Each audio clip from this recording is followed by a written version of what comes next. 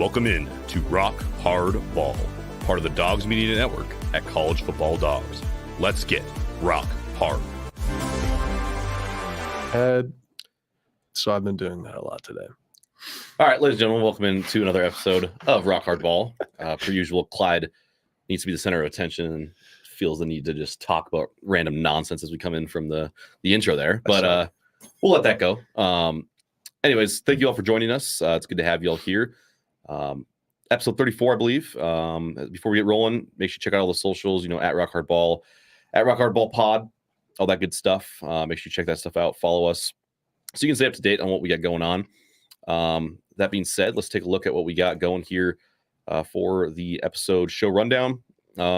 Pretty typical Thursday here. We're going to do CFB Week 6 preview. We'll do an NFL Week 5 preview. We got Rock Hard Bets, Rock Hard Takes, Kelly's Kinky Rankings, all that good stuff. Rock Hard Takes today is going to be Darkness Retreat with athletes. For those who are regular listeners, you may have remembered Clyde did that, a couple episodes ago. It was pretty brutal. It was pretty bad. So Weezy and I are going to do our own little take on that.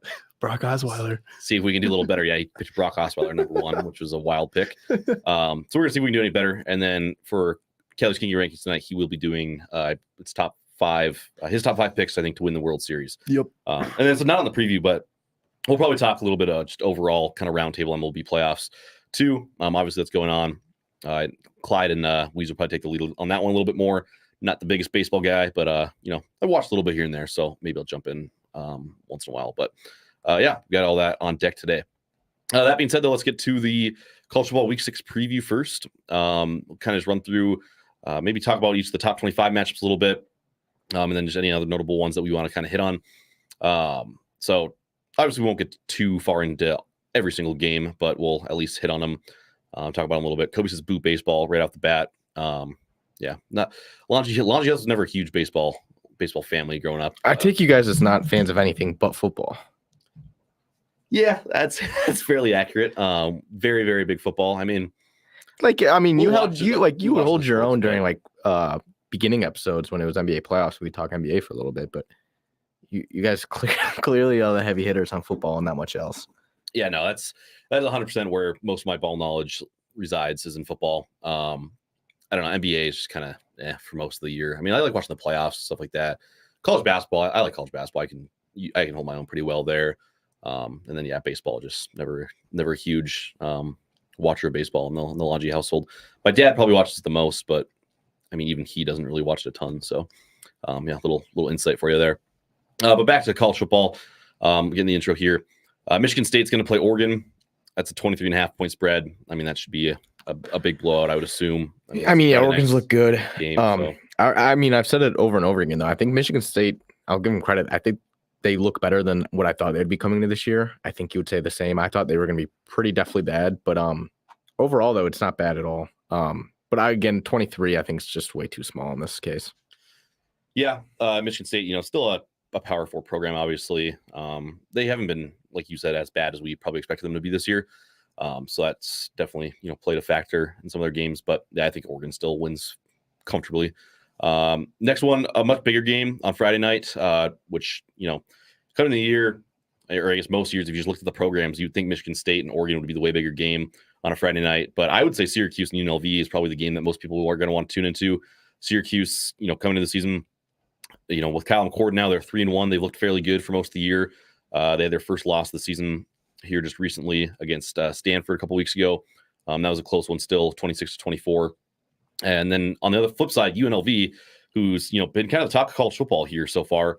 They had the whole, NIL mess. And then after kind of all maybe seemed lost for a team that looked like they were going to vie for a playoff spot, they come out and they just pump Fresno State, who was also not maybe quite a contender for the playoff spot, but someone who at least was probably going to make somewhat noise. It seemed like early on in the season. Yeah. And then UNLV just dominated them. So big game here on Friday night for UNLV to try and get another Power 4 win, I think is crucial for sure. Yeah, I like them too. I mean, like you said, Fresno State, I thought Michigan played them tough. I thought they looked really good. They went in and pumped them. And again, this will, though, be, in my opinion, the biggest, matchup. Kyle McCord's look good. I just like UNLV. I think that whole NIL situation with, how do you pronounce his name again? Sluka? Sluka. I don't know. Sluka. Sure, but yeah, I think that kind of lit a fire under them, and as it should. And I mean, they've been playing good ball. So I like them big here. Not big, but here I like them to win this game. Yeah, spread 6.5. I think that's probably pretty fair. But we'll see what happens there. They're ranked now. They're ranked 25 in the nation. So, yeah. Next one, getting into the Saturday slate now. Won't spend a whole lot of time on this one, but we'll just at least mention it. Still a conference game. UCLA, Penn State. I mean, Penn State's favored by 28. I don't know if they cover that for sure or not. They're not. I feel like they're not exactly built to like really just pound teams like that. You're right. But But like, how bad is horrible. UCLA though? Yeah, they're really bad. So I really don't know. I'm not going to put money on it, but if I was, I would say I think I would lean towards Penn State in the 28. Yeah, UCLA is very, very bad. First big matchup here probably. That's going to have a lot of eyes on it, and especially that first slate. The early slate doesn't have a lot of huge games. This argument, this whole slate doesn't really. This whole week's not great for college football, which is a big reason why. Normally, again, if you're a regular, boner and you're here often, we have kind of like the little headlines for each game, and we go a little bit more in depth with a lot of them. I just threw up a CFB Week 6 preview this week though, because again, there's just not a whole lot where I feel like we're going to spend a lot of time on. This is the one though that is probably the biggest game of the week. I think it's the only top 25 matchup this week in terms of like 2 top 25 teams. And that's going to be Missouri and Texas A&M. A&M obviously came into the season. What were they ranked? 13th, something like that. Yep. They were top 15, I think. Were they? I'm pretty sure in that Notre Dame game. I can double check here. I don't think that high. I think they were 20th. Yeah, okay. But so came into the season, obviously they lose to Notre Dame 23-13. At the time, we thought it was a really, really good win for Notre Dame, and not exactly a horrible loss for A&M. It was at home, but still, at the time we thought Notre Dame was going to be a very good team. That doesn't look as good now after their loss to NIU, which might have still been a fluke, but not the best of the resume, which is why they're still 25th. I mean, their whole resume doesn't look great though. Yeah, their other wins aren't great because I mean, again, they beat a sorry Florida team. Mm-hmm. Bowling Green's very respectable out of the MAC this year, but beat them by 6. 1-score game with Arkansas. Like, they have not wowed me at all to still be, I think, a top 25 team. Yeah, I think they're strictly here just because they haven't lost. And again, this is their biggest test now. They have lost. Well, I mean, since the Notre Dame game, sorry. But yeah, they've taken care of business, I guess, since then. But yeah, they barely squeaked past Bowling Green at home. I mean, Arkansas, I think, is a solid team. I think that's probably the best win so far. Yeah. Yeah, Florida's just really bad, which that should have been, a better win is what we thought coming into the year. And then, of course, Missouri, who is probably one of the biggest question marks in the country, really, it seems, because they open up the season, they dominate their lower tier opponents. They were ranked 6th, I believe, at one point. And then they have that Boston College game at home where they barely win. They win by a score. And they play Vanderbilt, who pushed them to double overtime and, get out of there with a 30-27 win. So another, test. It's really a test for both sides, which feels weird to say. But it's, is A&M deserving to be ranked? Obviously, if they win this game, I know it's a home game, but if they beat, a Missouri team who's still number 9 in the country, they're going to, shoot up the rankings a little bit. Now, on the flip side for Missouri, you still don't have like a real good win yet. No, not quite. Even this one, it's still hard to say because we don't really know how good Texas A&M is. If you're a Missouri fan, I think you really like to see them come out here and show that they're like a dominant team for once. Yeah, I mean, obviously, if they just keep winning, it's not going to be a big deal. But yeah, spread's 2.5 for A&M. I like Missouri big here, though. And this time, I keep saying big. This time, I actually do like them big. I think they finally wake up, finally play like how they thought they would coming into the year. And again, I don't think Texas A&M's a very good team. Yeah, I think I'm probably riding with you there. SMU and Louisville, another 11 a.m. game. That one should be a solid game too. It's just, maybe not quite as high as stakes. Obviously, Louisville coming off that loss to Notre Dame, but they played them close. They ended up losing 31-24. Maybe not quite as close as the score says. I feel like Notre Dame controlled a lot of that game, but they were still, in it towards the end to a degree. And I feel like they are pretty properly rated. I feel like they'll just float between 20 and 25 for pretty much the whole year. SMU obviously has been a group of 5 team for a long time now. They are in the ACC. Had a pretty good season so far. I mean, their one loss, which at the time didn't look great, was a home loss to BYU, 18-15. But now, who knows? Maybe it's a good loss now. Might be a good loss. So outside of that, they beat TCU by 20. They beat Florida State, who's of course now we realize awful, but still talent on the roster. I guess you would no. You're not allowed to. There's still talent there. I'm not saying it's good, but I mean, yeah, it's just a dysfunctional team. It's just dysfunctional, but they beat them by almost 30, which, no matter what, it's always tough to beat a power 4 team by, damn near 30 points, whether they're bad or not. So I think this game's interesting as well. Louisville's favored by 6.5. It's at home for them. And I feel like that's a pretty, reasonable spread. I think that's probably about where that game's at. Yep. I think it'll be a close one. I wouldn't be shocked if SMU was able to pull off the win. Yeah, no. Tough back-to-back for Louisville. Yeah, absolutely. Iowa and Ohio State. Ohio State's favored by 18.5. Iowa's coming off a big win against Minnesota. They're going to have their puncher. Are they going to have their punter? I don't know. I think so. Let's not get into that. But I mean, Iowa's lone loss so far. It's kind of weird. We kind of just completely wrote Iowa off for their loss to Iowa State at home. Iowa State though has been good, for all year. So I think Iowa's still a very solid program. I think they're still I think that spread shows that. Yeah, exactly. They don't think that Ohio State's just going to pump them. It's in Columbus too. Yeah. So that obviously plays an effect. So I'm interested to see how well Iowa can hang with Ohio State. This is Ohio State's first real game too. So this is their chance to show the country that they haven't they haven't necessarily hated on, but like people are definitely a little reserved still. I think on Ohio State compared to your Texas. Well, you have to be your Georgia because they just haven't played anybody. So. Obviously their big test. Well, I think that whole thing is every single year, these past couple has been Ohio State's, unbelievable. And then just back-to-back disappointments in November. So yeah, I mean, obviously nobody's like Ohio State's a natty favorite, but I think people are scared to truly put them as a favorite to win if they struggle down the stretch. Exactly. And again, it's a home game against an Iowa team who you would think that Ohio State should still control the game on and should be able to win fairly big, but don't look ahead. They have Oregon, on the road next week. So got to make sure, Iowa is always going to play good on defense. So if Iowa can, score some points early, things might get a little more testy than you maybe think for Ohio State in this one. Yeah, no, I agree. I just don't see it though. I don't think Iowa's going to be able to score, but if there was one play here, I think I'd go under 45 because again, I think Ohio State might struggle for the first time offensively given Iowa's defense. And I really just don't see Iowa putting up points against this defense either. So, yeah. Auburn and Georgia.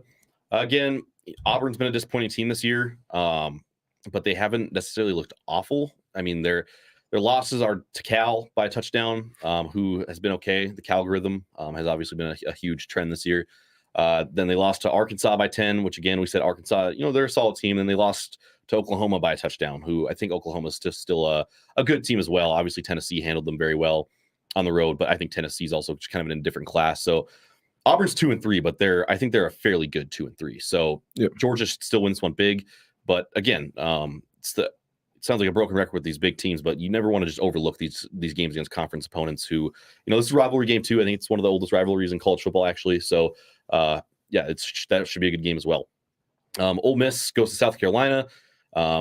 Big spot for them too. They got to bounce back. South Carolina is a team who's definitely been, frisky at times this year. They had the loss to LSU by 3.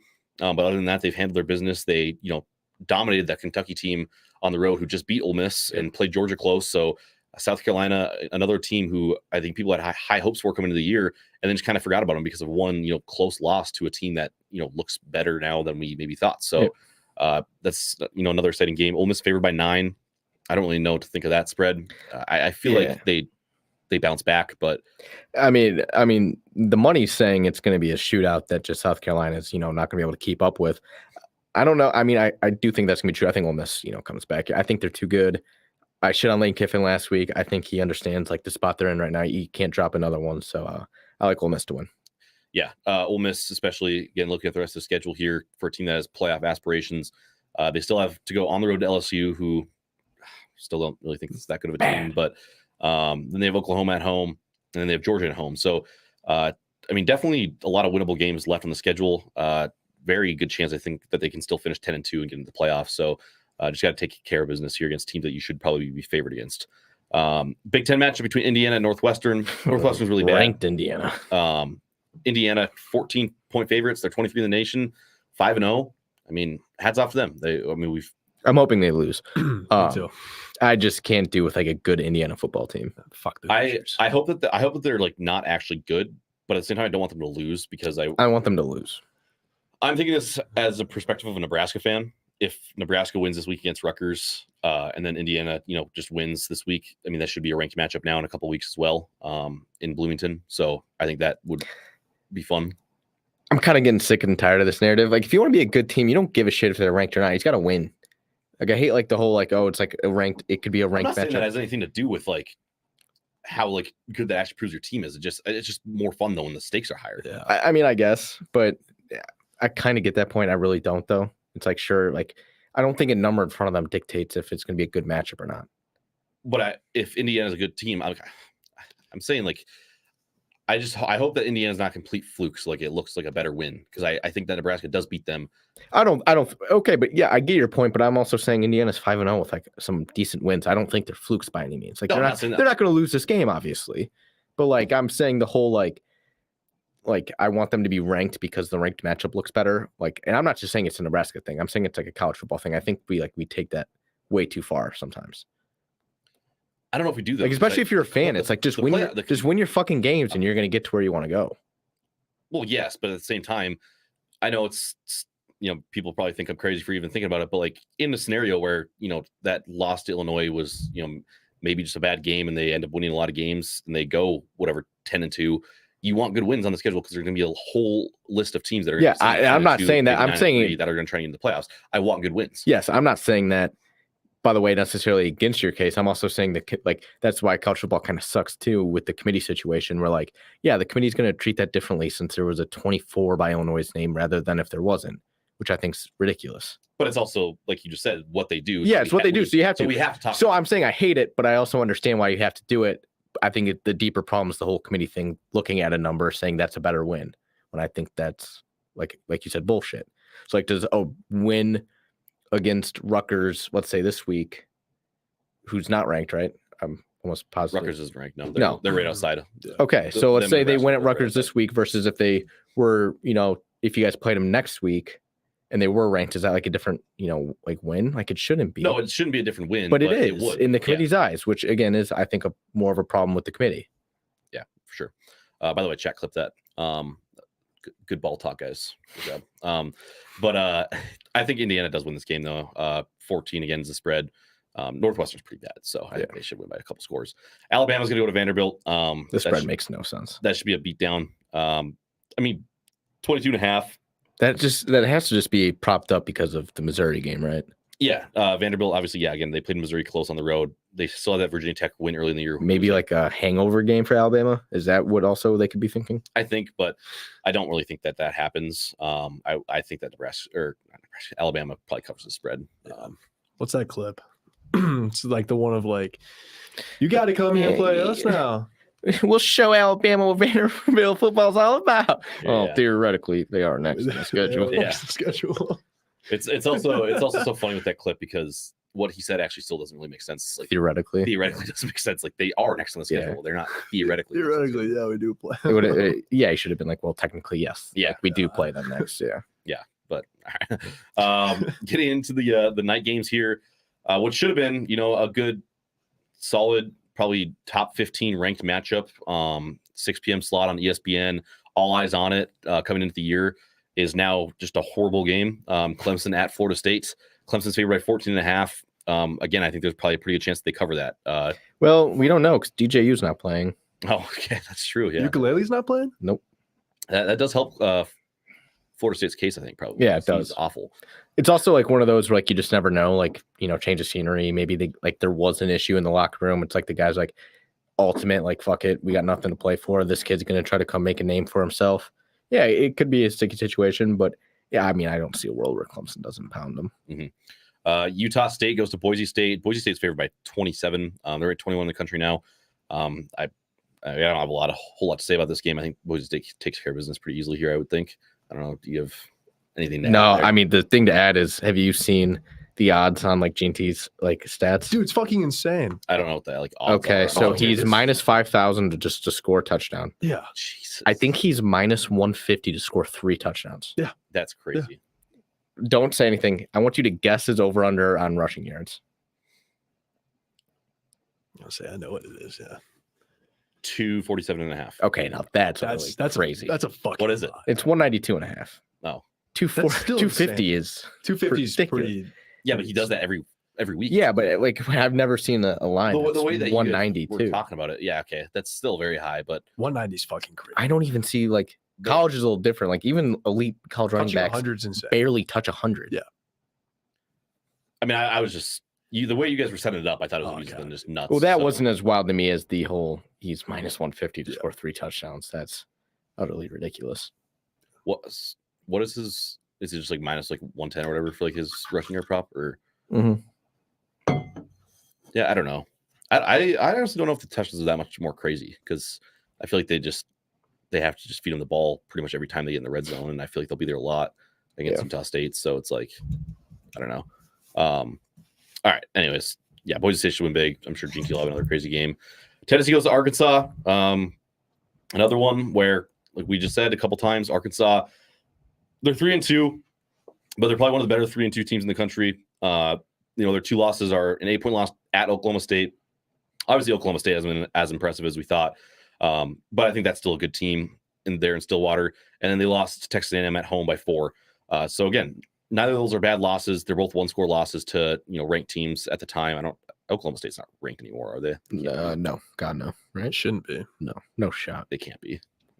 Ollie Gordon's they're still not. dog Okay. shit. I had to make sure, but I had to assume they weren't after the loss last week. It's pretty bad. But yeah, Arkansas, I still think it's a solid team. And I think that shows a little bit in the spread. Most of the time, if you see the number 4 team in the country going into a team that's 3-2, you'd probably think it's 20 plus points. It's 13.5 for Tennessee, which I think there's, again, probably a good chance they cover that. But at the same time, wouldn't be shocked if Arkansas is, kind of hanging around at least for the first half. I don't think it'll be an easy to just, pounding early for Tennessee like it has been for a lot of these other games. No, I agree with that. I still think Tennessee covers the spread, but again, it's not. I don't think it's going to be like a 50-10 game by any means like that. No, SEC play is always tough unless you're, play for Vanderbilt. Yeah. Then you're probably going to get crushed. Yeah. We'll skip one here in the list. We'll come back to Michigan. We'll do our teams last. We'll go USC and Minnesota. USC favored by only 8.5 here, which I feel like is probably Vegas reading a little bit too much into how Minnesota hung around with Michigan. Yep. Because again, we both said, Michigan dominated for most of that game. Minnesota just kind of clawed back there towards the end. And USC, like Michigan beat them, and we saw like how they did it in terms of pounding the rocks like that. But I think that USC is definitely set up though better than Michigan to just beat bad teams big. Yeah. So I think that they cover that spread. No, like that's the whole thing where I think rightfully so. It could be a case where Michigan is bad, but I think you're right though. I don't think Michigan's going to have like a dominating win on like the year because I don't think they can. Yeah, they just don't have enough offensive explosive. Like they'd have to play like a really, really bad team for them to win like 50-0. Like some of these, premier teams, they're just not built to do that. Yeah, no, it's just not going to happen because they just can't score that fast because they'll just ground and pound it the whole game. But so yeah, I think that USC could win this one pretty big. Baylor and Iowa State. It's at Iowa State, 12.5-point favorites. They're up to 16 in the country now. Could be somewhat interesting. Baylor's been a weird team. They're 2-3. They lost by 11 to Utah on the road, which at the time seemed like a pretty good loss. But now Utah's a little shaky. That Colorado game they absolutely should have won. Yep. That was just a meltdown late. And then BYU, who might be a good team as well, they lose that one by 6 points. So again, a lot of somewhat solid losses on the schedule, I would say. But I got to go to Iowa State, who I think is a pretty good team.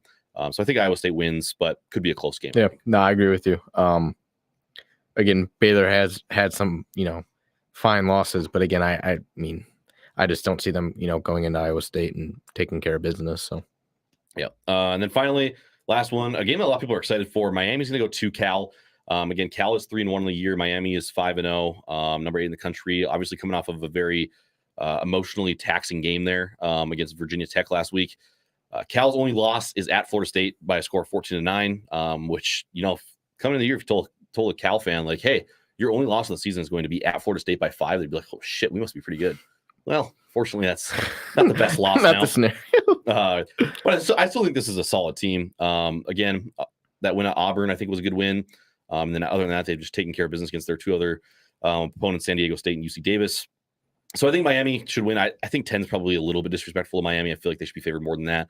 But again, you got to go cross country. That matters, stuff like that, especially for, college players. They do have most of the guys on a roster are focusing on other things other than just football. Cam Ward's probably not worried about, his econ class or his, his astrology class. But there are a lot of other guys on that team that are probably playing valuable, I bet you Cam Ward might not even be enrolled. He's probably taking like 6 credits. Yeah, probably not much. I don't know. At what point Yeah, with all this? At what point with all this money thing do we just find out that like down the stretch it's like, yeah, Carson Beck actually never took a class at Georgia. Like he was actually never at the school. That would be really funny. Do we ever hear like that? Like, do you think ever? Because like, who would find out? The NCAA? Like, they take their transcripts. They and definitely stuff? have to report that they're in some type of class. It's just it's Is another. Cam Ward a grad student? He might actually be. Yeah. You just like find out that like Carson Beck is actually just like another UGA kid named Carson Beck who's been taking classes for him. That's probably what happens, dude. That would be really funny. Why do these guys do homework? So When do they do homework? No, they don't. Uh, That's why every single team has tutors, and the tutors Yeah. do their homework. I'm sure some do their own though. Who? I've seen clips of teams like actually like bench Yeah, players. like no, at like the like no, like most- the I would like get- the night I before would still dinner say doing I homework. bet like 90% of the guys on the team like are doing a lot of their own stuff. I've had You classes. forget how big a college athletes. football roster is too. I know, but I've had classes with athletes. They don't do their fucking homework. I think they still kind of have to do it. They get like They have more, to do it, but they get get a more lot of leniency, fucking but they get a lot of help. They Yeah. get some leniency, but they still have to eventually. I also think it like depends on whether they want to do it. they or still have to not, show up and take tests. right? Like All right, picture this. Shadir Sanders, is he fucking doing English No. or Spanish homework? no, he's not. But I'm saying like that's a different like case. Like yeah, you could probably tell like with just his family and the whole analytic. Like They don't give a shit. no, but like I can see. I'm like, talking about freshmen. guys like Justin Herbert who like graduated with like a bio degree. Yeah. Like he's Well, doing if you're, like, he's academic doing more guys- than like a lot more than just homework. Yeah, I mean, like, I guess like fake Ivies for sure. Like even like any player from UCLA, I could see him walking away with a pretty good degree. They do their homework. Same with Washington. Same with a couple other guys. They do their homework. I think football is actually probably the one that they like most do. 'Cause like you're like Yeah. a 5-star college basketball kid going to Kentucky. You're not. It's like Well, yeah, you're gonna be there You're for not 1 year. doing homework. yeah, Whereas- it's like I'm gonna be here for 1 year. Yeah. Yeah, and college football. Yeah, that is true. They do get their degrees. So There's just not as many guys. Like it's like the lowest percentage in terms of like who actually ends up going pro too. So it's Yeah. like yeah. Like I remember like watching a clip of like Lonzo Ball talking about it. He literally did school his fall freshman year, yeah. got like above a 2.0 so we can technically still play. Yeah. And then second semester he's like, well, I'm just going to the NBA. Big ball. So up he brand, just baby. didn't do school. Speaking of Zoe's back. He's gonna be back for the opener. Did they announce that? Yeah. I know it's really That makes me exciting. emotional. that's Yeah. gonna be a fun 5 games. Dude. Yeah, the Bulls are actually Shut the looking fuck really up. fucking bad, dude. No, I like Lonzo. I've really liked Lonzo for a long The time. Bulls too. are looking really I bad. think I feel Well, the photo from media day went viral because it's Oh, yeah. like meet the squad. I It mean, was just dude, 6 you're- point guards. It's like, what are we doing here? I mean, we got. Dude, I really love the Bulls, but they're turning their team into the Hornets, where their team is just full of felons. Like who? they just signed a guy who was the 7th overall pick, 21 draft from the Spurs. He got accused. Oh of, no, yeah, Primo. Yeah, They already cut. indecent exposure to their trainer. By the way, they cut. back. They cut him today. They cut him. Yes. They signed him. They signed and cut. Yeah. See, I don't understand why the fuck they keep doing that. Look that 'cause up, they just signed him Look today. that up That's insane. actually, because I'm almost positive I saw that they like literally signed him, Yeah. and then they released him right away. Wait, I need to Yeah, look at Josh that. Primo. I need, all right, yeah. I was I'll gonna do- say too. I feel like Lonzo Ball is like one of the weirdest. Like, he's one of the weirdest loved players in the NBA in terms of like how much people like disliked the Ball family and stuff for a while. Yeah, look, hold up, bottom right, Bulls sign and then wave. Oh Josh my Primo. god. Wait, Yeah. Gone. 8-hour contract. What the Yeah. fuck? And then same with Marcus Damask. We signed him for 1 day for photos, and then we cut him. That's cool. You can always tell your grandkids like I was a Bull. Dude, Marcus Damask is a dog though. He was good. What were you saying though about Lonzo? No, I was just saying. I feel like he's kind of weird in terms of like how much he's loved because like people like didn't like that family for like a good while, and now he's like one of the most loved players in the NBA. I thought Lonzo was always loved. I feel like I feel he like was- I think he was fun to make fun of his yeah, rookie there's year definitely- there's because definitely, of like, some stuff. hate of like Yeah. their, He was their, gen- like, little he- reality show and stuff like that they had for a while. Like And then Leangelo gets hate because he's not very he good. sucks. Yeah, And I think Melo not good at football. gets hate for like other stuff. Like he's definitely like still 15. Yeah. Like the clips of him speeding out of there, Almost hits a little kid. like almost did hit a little kid. yeah. He's just very childish compared to I think Melo. Lonzo's very respectful. Like Lonzo's not like a loud person like Melo. Yeah, exactly. No, Scouter. I like Lonzo. I think everybody Yeah. does. That's, Yeah. That was kind of the whole point. He's matured a lot due to his injury, which made him a good mature veteran. I'm excited to have him Yeah. this year. Yeah. All right. It's a little sidetrack, but some other college football games maybe throw out there. obviously we're Big Ten fans here, so Purdue, Wisconsin, everyone will play this week. I just kind of interested to see how Wisconsin bounces back. Their favorite 13.5. I feel like they do win that game pretty big. Purdue's pretty bad. Another interesting one, Boston College, who's been kind of just a mystery this year. They're going to Virginia, and Virginia's actually favored by 1, which I didn't expect coming into this game. Other ones of note, I can't remember. I had one other one I thought that I was going to mention, but I don't know. I can't find it, so we'll skip it. Anyways, let's go back, though. Circle back to our teams now. Michigan and Nebraska, what they got going on this week. So Nebraska, like we mentioned earlier, they're going to play Rutgers. Nebraska comes in the game 4-1. Rutgers comes in at 4-0. Both of them are sitting right outside the top 25. I know Nebraska's 28. I don't remember where Rutgers finished in the. They might be either one ahead or one behind, right? They're they're right there next to each other, I think. Okay, Rutgers is actually a lot farther down than I thought. They're 29, 30, 31, 32, 33. They're 34, I guess. Okay. Which I thought a lot of people thought they might even be just straight up ranked this week. So that's kind of weird. But anyways, so Nebraska's going to be favored by 7 in the game. Another big game for them, obviously. You just got to keep winning. Kind of like we talked about earlier when we went on a little tangent about, does rank wins matter or not?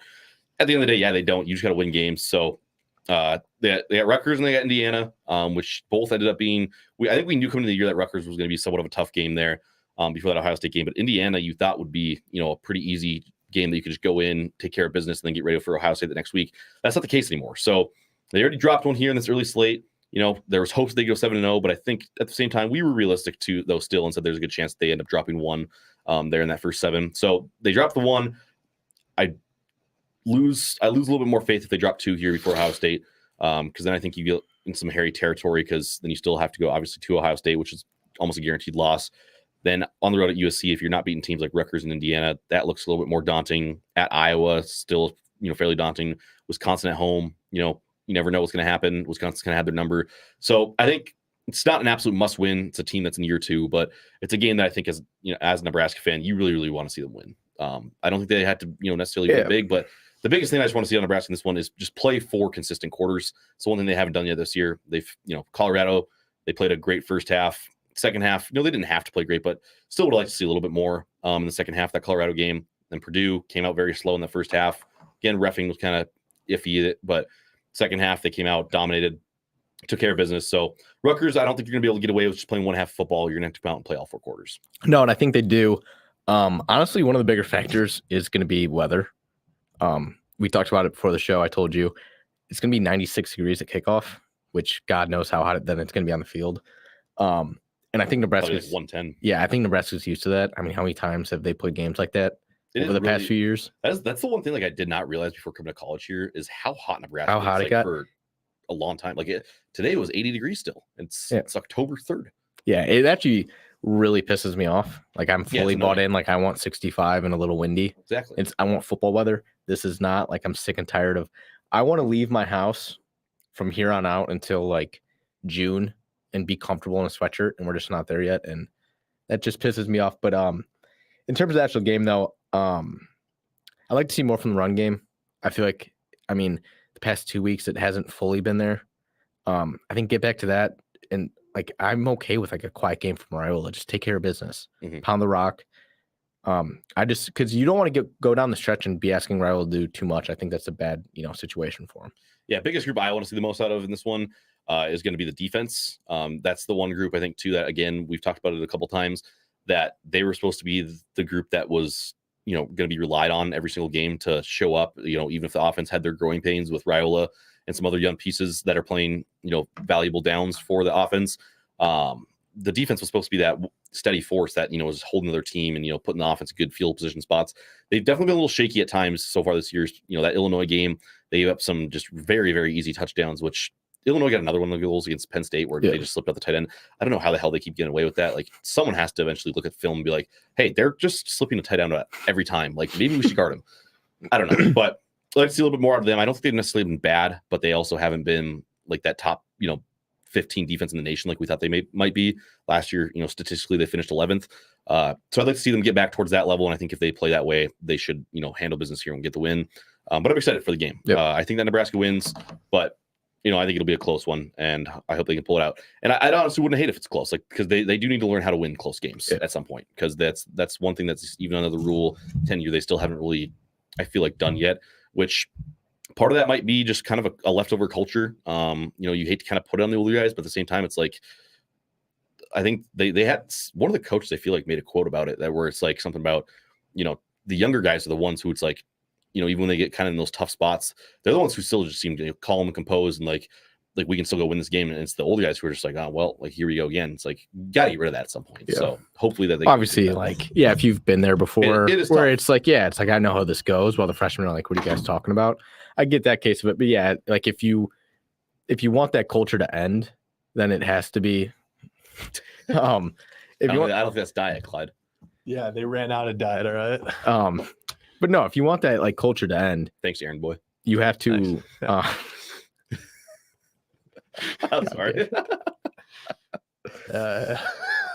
No, then you have to stop that mindset, right? Yeah, absolutely. All right, let's move past the rest. Let's do Michigan.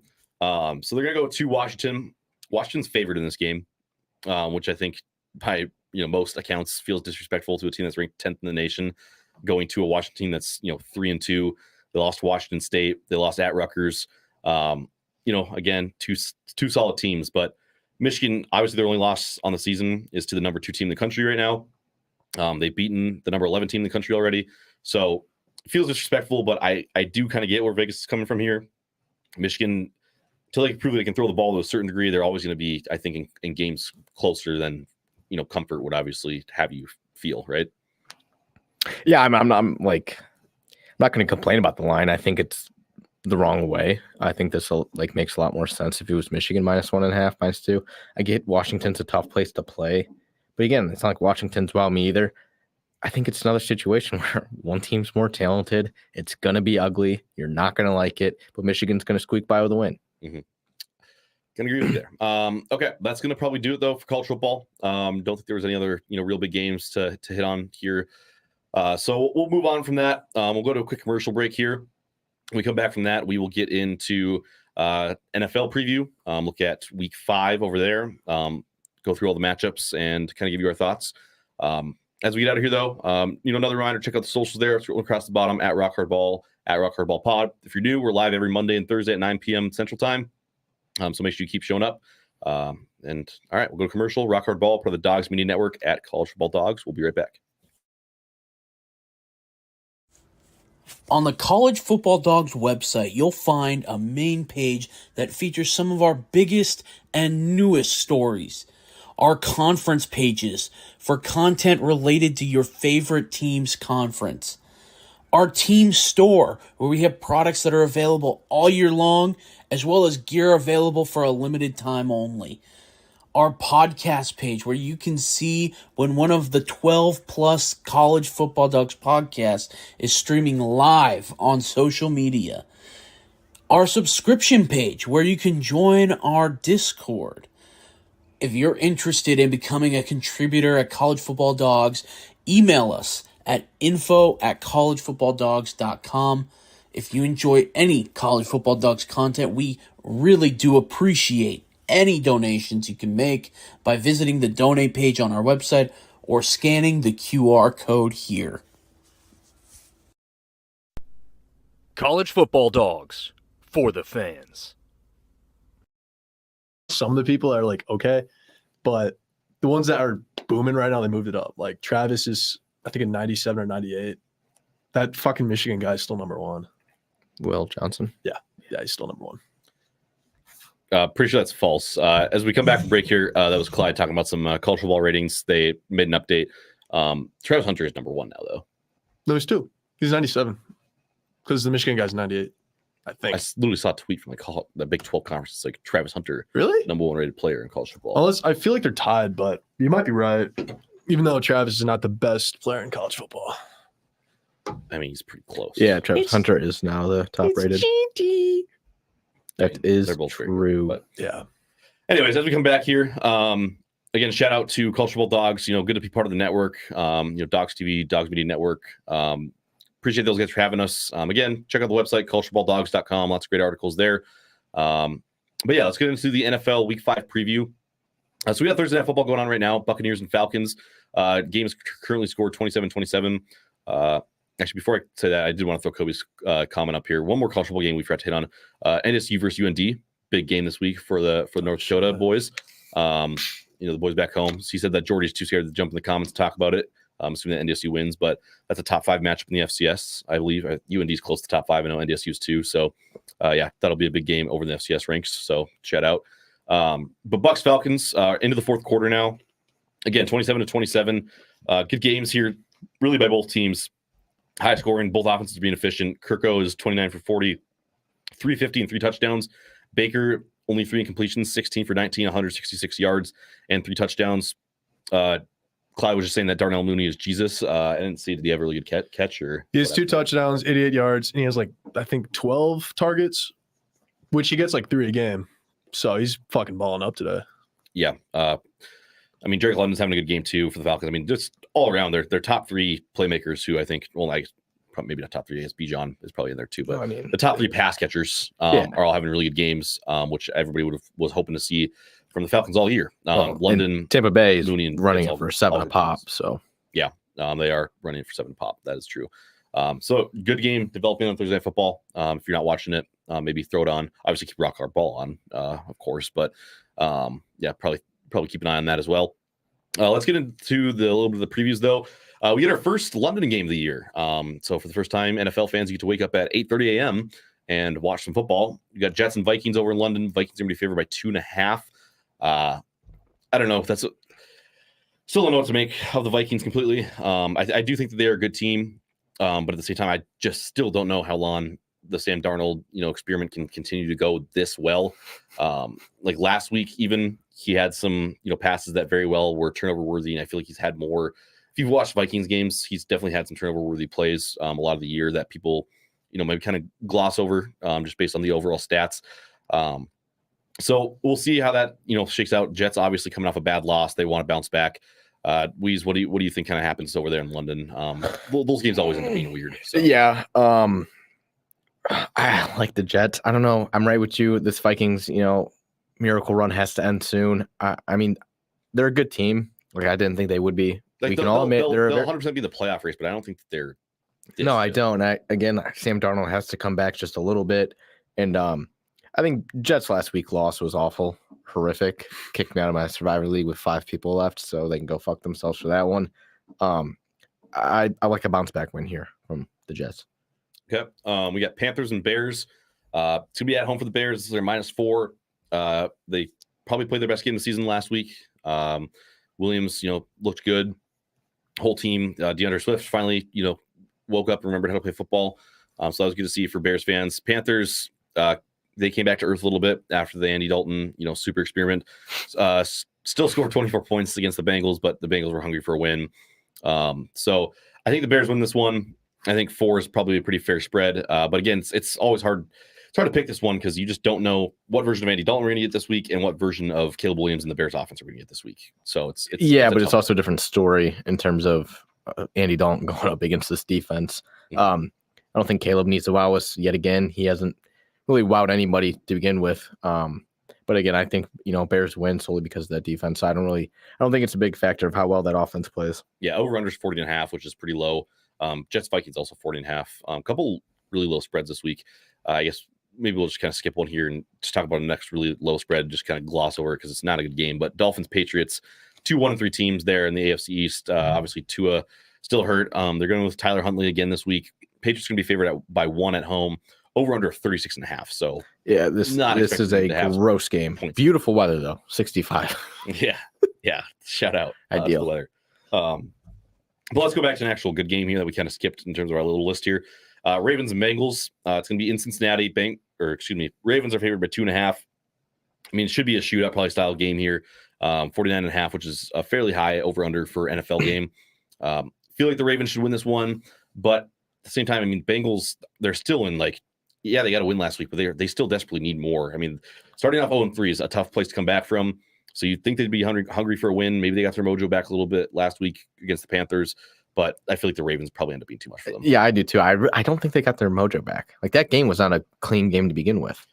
There was still clear like a start in terms of they didn't play bad. Okay, yes, I can get that. Yeah, they didn't play bad, but the sideline was still they were frustrated.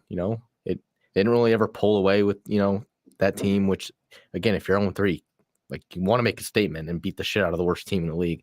They really didn't. They're catching a Ravens team who, after dropping 0-2, seems, like they caught fire, and now they seem unstoppable. I like the Ravens in this one. Browns and Commanders, again, going to be an exciting game just because we get to watch Jaden Daniels again. I saw a Stephen A. clip about this, and it's probably not the worst thing to bring up. Like, Jaden Daniels, you could really probably make a real argument for he's kind of in an early MVP race here. I don't know if he quite keeps that pace, but for how good he's looked early on, he has the Commanders at 3-1. They're leading the division. They're an exciting team, and I think they're going to be fun to watch all year. Browns are obviously the Browns. I mean, that's not a good situation there, but no, I think you're right. I mean, he's for sure, I think, definitely not leading, that category of early MVP, but he's definitely in there for not just the way he's performed, but the way his team's performed. Nobody had this team being as good as they are right away. If they keep things up in the way that those other teams in that division are falling, it's a very legitimate chance that they could win this division. 100%. Then again, though, I'm still leaning. I think the Eagles might be actually in big time trouble, mainly just because the injuries. You don't know when you're going to get those guys back. My whole thing is Commanders could win it, but that's also banking on, which I don't believe. I think the Cowboys figured it out. I feel like it's almost like a yearly thing where this kind of happens. Cowboys are way too good to be playing this poorly. Mm-hmm.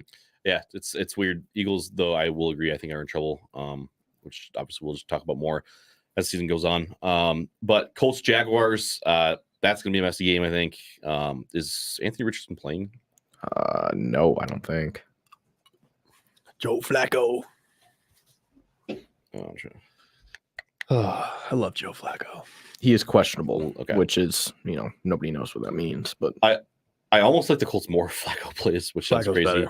But it's just I agree, though. Richardson, though, it's just he's all over the place still. When he's not on, it's it's troubling. He's horrible. Yeah. He's either one of the most electrifying and best quarterbacks in the league, or he's one of the worst. Which we could have told you that out of Florida, because that was him at Florida. Yeah, it happens on a week in, week out basis. Jaguars 0-4. Trevor Lawrence, it's time to have a good game. It's time to go beat a team that's not very good, I don't think, in the Colts.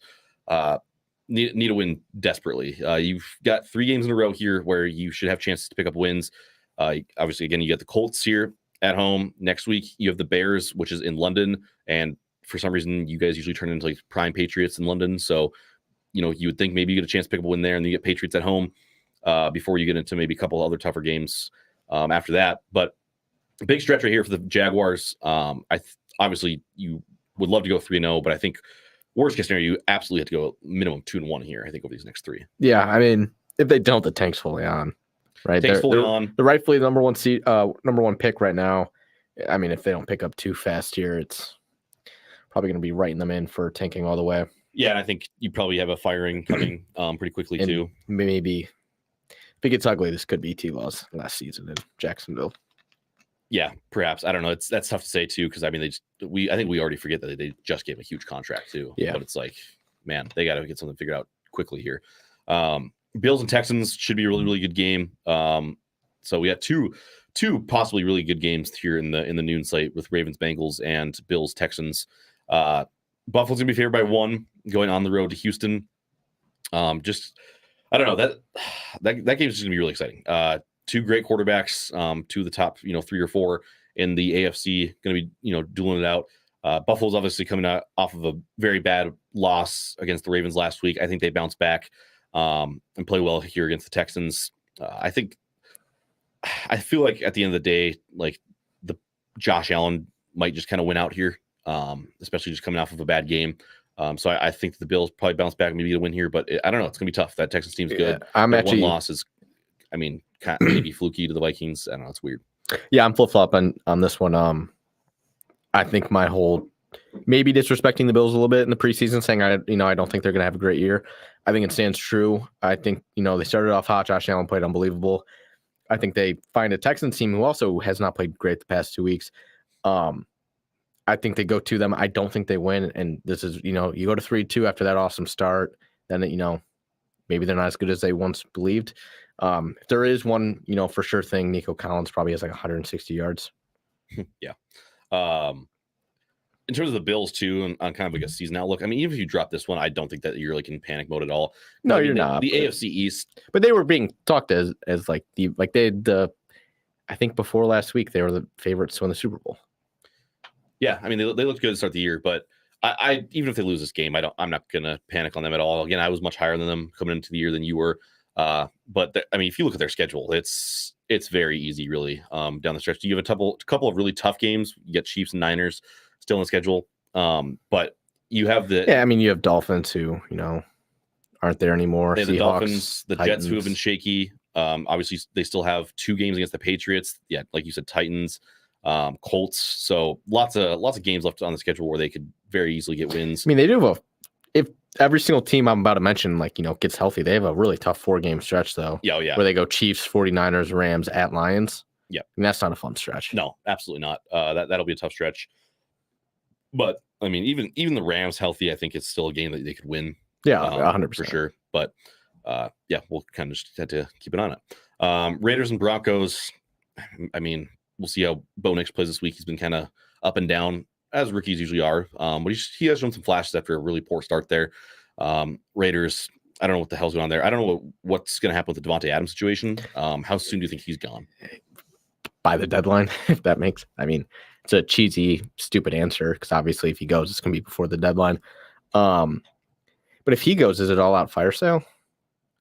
Like if he Do you goes, think, like, just Crosby Max. gets I think dealt? Max Crosby might go, but again, I don't know what his contract looks like, and I don't know what a team would have to give up for a guy like that. Well, NFL is also weird too because I know Detroit guys are begging for it because he stated a lot before that he wants to play for Detroit because that's where he's from. And what I was gonna say there is NFL is weird because obviously in the NBA, once you kind of realize like it's just not working, you can do fire sale and you can rebuild like fairly quickly. NFL is just so much different though because like there's so many just different pieces on a roster where it's like, do you really give up like that high caliber of a player? Where it's When like, there never is a trade in the NFL where it's like a true block like buster. Like the last one I can think the of Raiders is probably made one of the last ones with the Khalil Mack trade to Chicago. I would say the Stafford Goff exchange. Well, okay, yeah, but I was just saying like in terms of just general. Yeah, I'm saying like they've had one of the bigger ones already. yeah. So I'm saying like a big trade in the NFL is typically like you trade him for like a second or first round pick, which is huge. It's not like the NBA where like you're trading a huge superstar for like a few young assets, like SGA back in the day. Mhm. It's like what's Max Crosby's like asking price? Because I don't think Devontae Adams is that high up. Like if we're gonna be real here, like I think you could maybe Second. get away I with think he probably Second goes round. for a second. Yeah, Devontae. yeah, Yeah. he probably still does. Yeah. He's not that I think old. yeah, he's not, but I think you could Too maybe. much I think you money. could maybe get him for a third. I think it also Yeah. depends where he Well, like, goes. Obviously, Max Crosby's is way like what does Max Crosby get? 2 first rounders. I don't think guys ever go for 2 first rounders in the NFL. No, they don't. I would say if you want Max Crosby, you're probably giving away a first and a second, maybe. Maybe, yeah. I don't I know. could see I it. mean, he's a defensive player of the year caliber player. So yeah, I don't know what happens to the Raiders. What did D Hop go be for when he got suspended? But like he was still relatively young and one of the better in the league, and Yeah. I don't think he went for all that high of a price. It's probably same shit, either a first rounder or a second I thought rounder. D Hop went for like a fourth.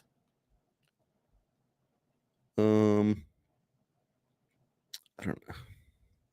It was. This is just for David Johnson. I don't know if that was. I think it was David What a Johnson. dog. I think it was David It Johnson had to and have been pick too, a right? fourth round pick. Yeah. Oh no, okay. It was DeAndre Hopkins in a 4th round pick to the Cardinals for David Johnson, a 2nd round and a 4th round. Okay. So they basically swapped 4th rounders and then David Johnson in a 2nd round. God, for what DeAndre happened to Hopkins. that guy? He was a baller. And what year was that? 2016. 16, yeah. Yeah. Fucking Yeah, hell of a Turned 1 bad. year. But So yeah, and then that was when D Hop was still one of the best in the league. I don't think that. I mean, I guess David Johnson had a brighter look on him back then, but yeah. even that was still a few years that was removed from that year. yeah, 100%. So yeah, I think Devontae is a pretty relative. I think it's just gonna be like who actually wants him. Well, yeah, and that's.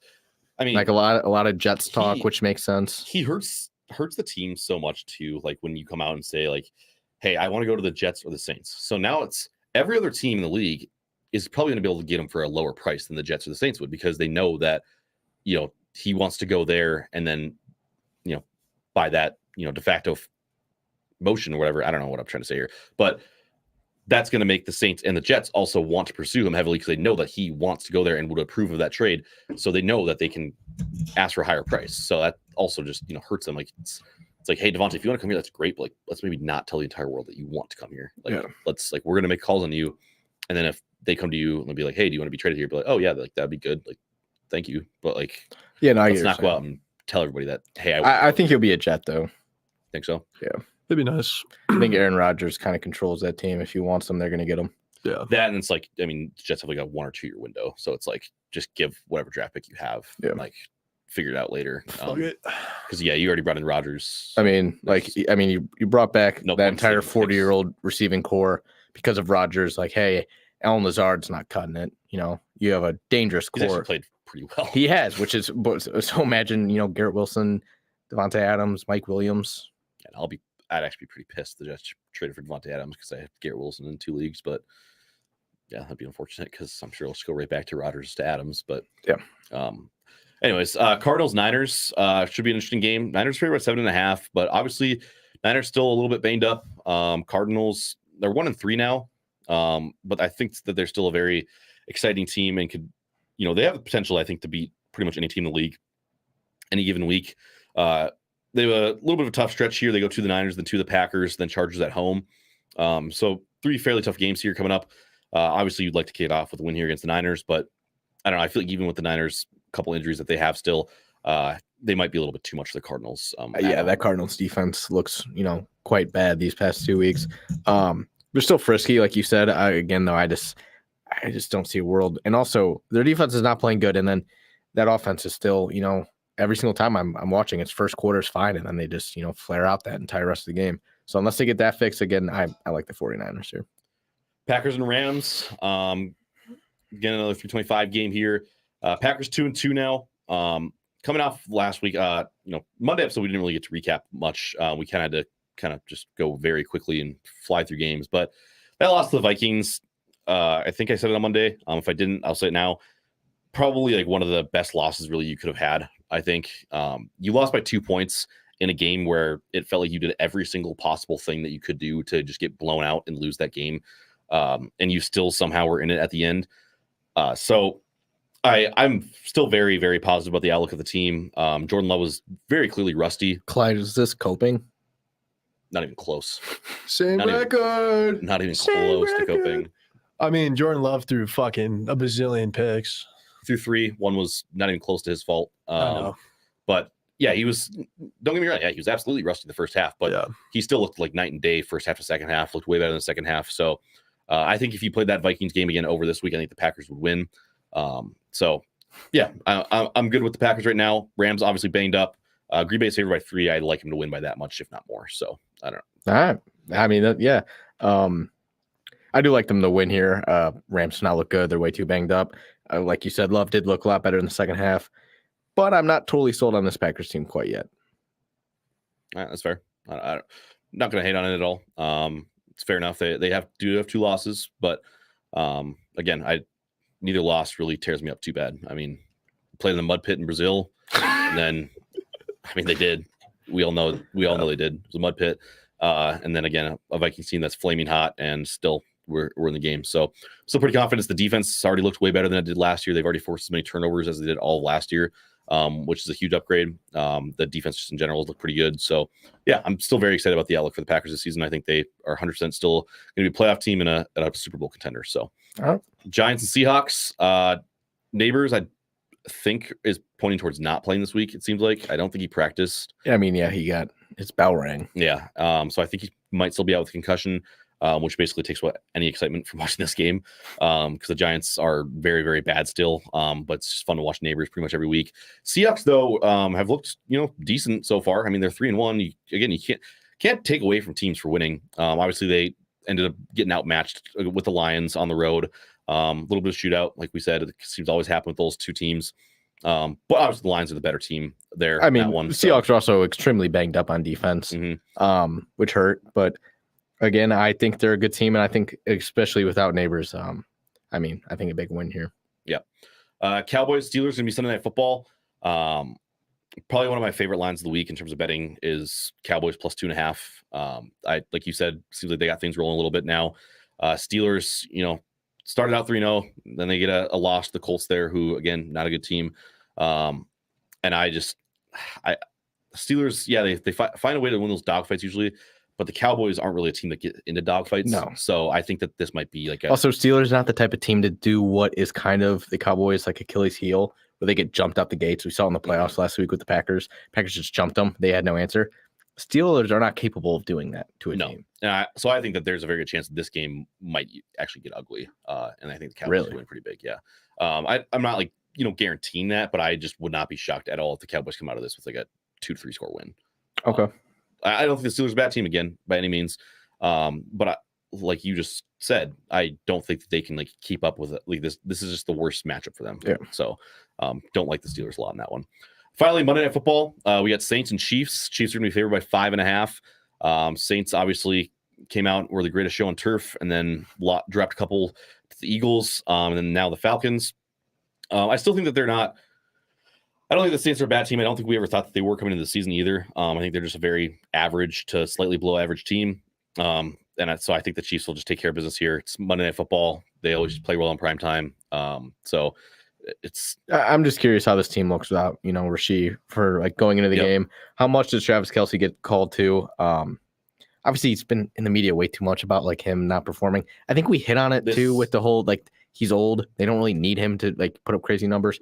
I'm thinking though, it's finally like in the locker room, they're finally like, all right, like Travis, we wanted you to go easy this year. It's not going to happen. And I'm thinking he's just clear cut tight end one by the end of the year after this, right? Yeah, no, I feel like it's going to be like, oh shit. Like the whole country's gonna be like, God damn it. Like he's probably gonna come out, have like 100-yard game, maybe a touchdown or two. Like wouldn't be shocked at all. I guess speaking of that, I guess I'll throw out the announcement now. No Rock Hard Ball on Monday. I am going to the Chiefs game. So unfortunately we won't be here Monday unless I don't know you two want to rip a show by yourselves. It's up to you guys. We'll do a live stream of baseball. If those two end up wanting, if Clyde and Weezy want to rep one.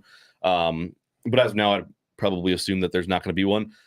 So I guess keep that in mind. But yeah, I think the Chiefs win this game and could see like a little bit of a vintage, just Mahomes Kelce game where those two just, hook up the whole game. So I don't hate that pick. Same. Yep. All right. That being said, that's going to wrap up the NFL preview. I guess one last note. We are officially into bye week territory here. So make sure you're checking those fantasy lineups for all of you who, don't pay the greatest of attention. Lions, Titans, Eagles, and Chargers are on byes this week. So, you got Amon-Ra, you got Jameer, you got Saquon. Make sure you're getting those guys out of your lineups. So, getting into the real grind of fantasy football now too. All right, let's go to commercial. We come back. I think we're going to hit some quick baseball playoff talk. And then we will get into rock hard bets, rock hard takes, and then we'll wrap up with Kelly's Kinky rankings. But for now, we want to break. You're listening to Rock Hard Ball, part of the Dogs Media Network at College Football Dogs. We'll be right back. On the College Football Dogs website, you'll find a main page that features some of our biggest and newest stories. Our conference pages for content related to your favorite team's conference. Our team store, where we have products that are available all year long, as well as gear available for a limited time only. Our podcast page, where you can see when one of the 12 plus College Football Dogs podcasts is streaming live on social media. Our subscription page, where you can join our Discord. If you're interested in becoming a contributor at College Football Dogs, email us at info@collegefootballdogs.com. If you enjoy any College Football Dogs content, we really do appreciate any donations you can make by visiting the donate page on our website or scanning the QR code here. College Football Dogs, for the fans. I'll be my guest. You can talk about the wild card. Yeah. Yeah. All right, we're gonna open it up. We're gonna go a little MLB talk here. Postseason officially beyond us. The divisional series are set. So with that, we'll go right into tonight. Mets take down the Brewers in the best of 3, game 3. Very rarely do we ever see a third game in this new playoff set, which public seems to hate. I don't know if you guys are saying that. I fucking hate it. With the new format, people fucking hate it because it always should have been one. Should have been one game and kept it like that because it's so fucking fun watching wild card baseball. Well, and they made it ass. It also just screws over that last division winner. It's like they win the division for what, It means jack shit. So yeah, Mets take down the Brewers in game 3. Pete Alonso with maybe one of the biggest homers ever in Mets history. It's not a long history for that team of success. Yeah. Three-run bomb. 3-run bomb, top of the 9th, 2 on, 1 out. I mean, that's awesome. Let's move on. I mean, history here too. Finally did it. Brewers, you got to feel bad for them. It feels like they can just never get over that. I don't feel bad for the Brewers. Fuck Craig Counsell. So he's a Cubs manager, but fuck him. Why do you hate Craig Counsell? You should love him. He's not a good coach. He's the highest paid coach in the MLB. He's not a coach, he's a manager. Yeah, he's a manager. Let's get that right. All right, fine. We can go back to do Cubs fans actually hate him? Like, I really liked him. I get this year kind of sucked for Cubs fans. The team. I'm a big Craig Counsell team fan. Sucked overall. It wasn't really Craig's fault because he got thrown into a really shitty roster that David Ross created. So it's not really him. I mean, But- that roster wasn't that bad. It's like that bullpen was the thing is, truly like, outrageously bad. We have That 3-week stretch of that bullpen is Okay, the reason yeah. why that team, Our bullpens couldn't are- get there. horrible. Heart attack Hector. I think I think he's an FA now, but yeah, we didn't have a closer for the entire year. And then we just figured out our closer, who's like this 30-year-old old man. So yeah, the Cubs. And also, we're not going to get Belly again. I think he's going to opt out, so we're losing him. But yeah. All right. Enough of that. Yeah. So the Mets will be moving on and facing the Phillies, who every year is their year. Yeah, let's go Phillies. I am thinking, it could be close. Another situation where they kind of got screwed. Padres sweep the Also, it was The Braves. Yeah, that was a weird one. they got shit out of luck. Chris Sale, Yeah, he the sat morning out. of that doubleheader, Hey, supposedly had back spasms. He wasn't even on the roster. Yeah. Couldn't pitch. Yeah. I mean, he just got hurt by the injury bug all year. Yeah, but it's insane. It's classic Braves. They have a Cy Young, and then he just doesn't pitch the wild card, and they just fucking lose. Yeah. But also, not to mention, I don't know what quite the record is, but the Padres have been like the actual hottest team. Padres are good. I think in the they've past had 2 the months. best record in baseball since the break, right? Yeah, it had to be. Yeah. They're red they're hot. really good. They're truly terrifying to face. Yeah. Braves And, shouldn't really have made the playoffs. They were. I mean, they yeah, were the fact really that bad. they did. They were really bad lately. But also, you got to look at some of the things that the guys who on the roster did. Chris Yeah. Sale, for the 4 years, it could be 4, it could have been 5 years that he was in Boston. He was awful. Yeah. And then Chris Sale was one start away from, obviously, he won the NL Triple Crown. He was a start away from winning the MLB Triple Crown, which I don't know how many players have ever done that. Last time was Felix, I feel like. He won the MLB Triple Crown. I think it was Felix. Or maybe Kershaw did it one year, but Because I know Kershaw did it in 2011, but Verlander did it too. I don't know if any of them actually won the MLB one. Because shit. we have yeah. 2 this year, were 2 Triple Crowns the year, and then 2011, 2 again. So I don't know the situation on that. And then the one team who's got to be uncomfortable is Dodgers, because Dodgers are set to face the Padres, and I really like the Padres on that. that is going to really, be really like the Padres. going on to that be one. a awesome series that I'm looking forward to watching. It's probably the best one. I feel like it's definitely going to be. Oh, I didn't win. Yeah, I guess. Look up when was the last back up. full MLB Triple Crown pitching. I tried to, and it's just 'Cause it's gonna say it's Miggy. just trying to show me a bunch of. Yeah, It just keeps, it's it just- just yeah. keeps showing me like AL and NL. It won't show me if Okay. they won the full. Yeah, Kershaw. Yeah. 2011 Kershaw. No, it Oh, wait, no. literally says Verlander too. Yeah. Yeah, so it's just that's just leagues again. Okay. Yeah. What the fuck is the? I don't know. We'll move on from that series though. Yeah.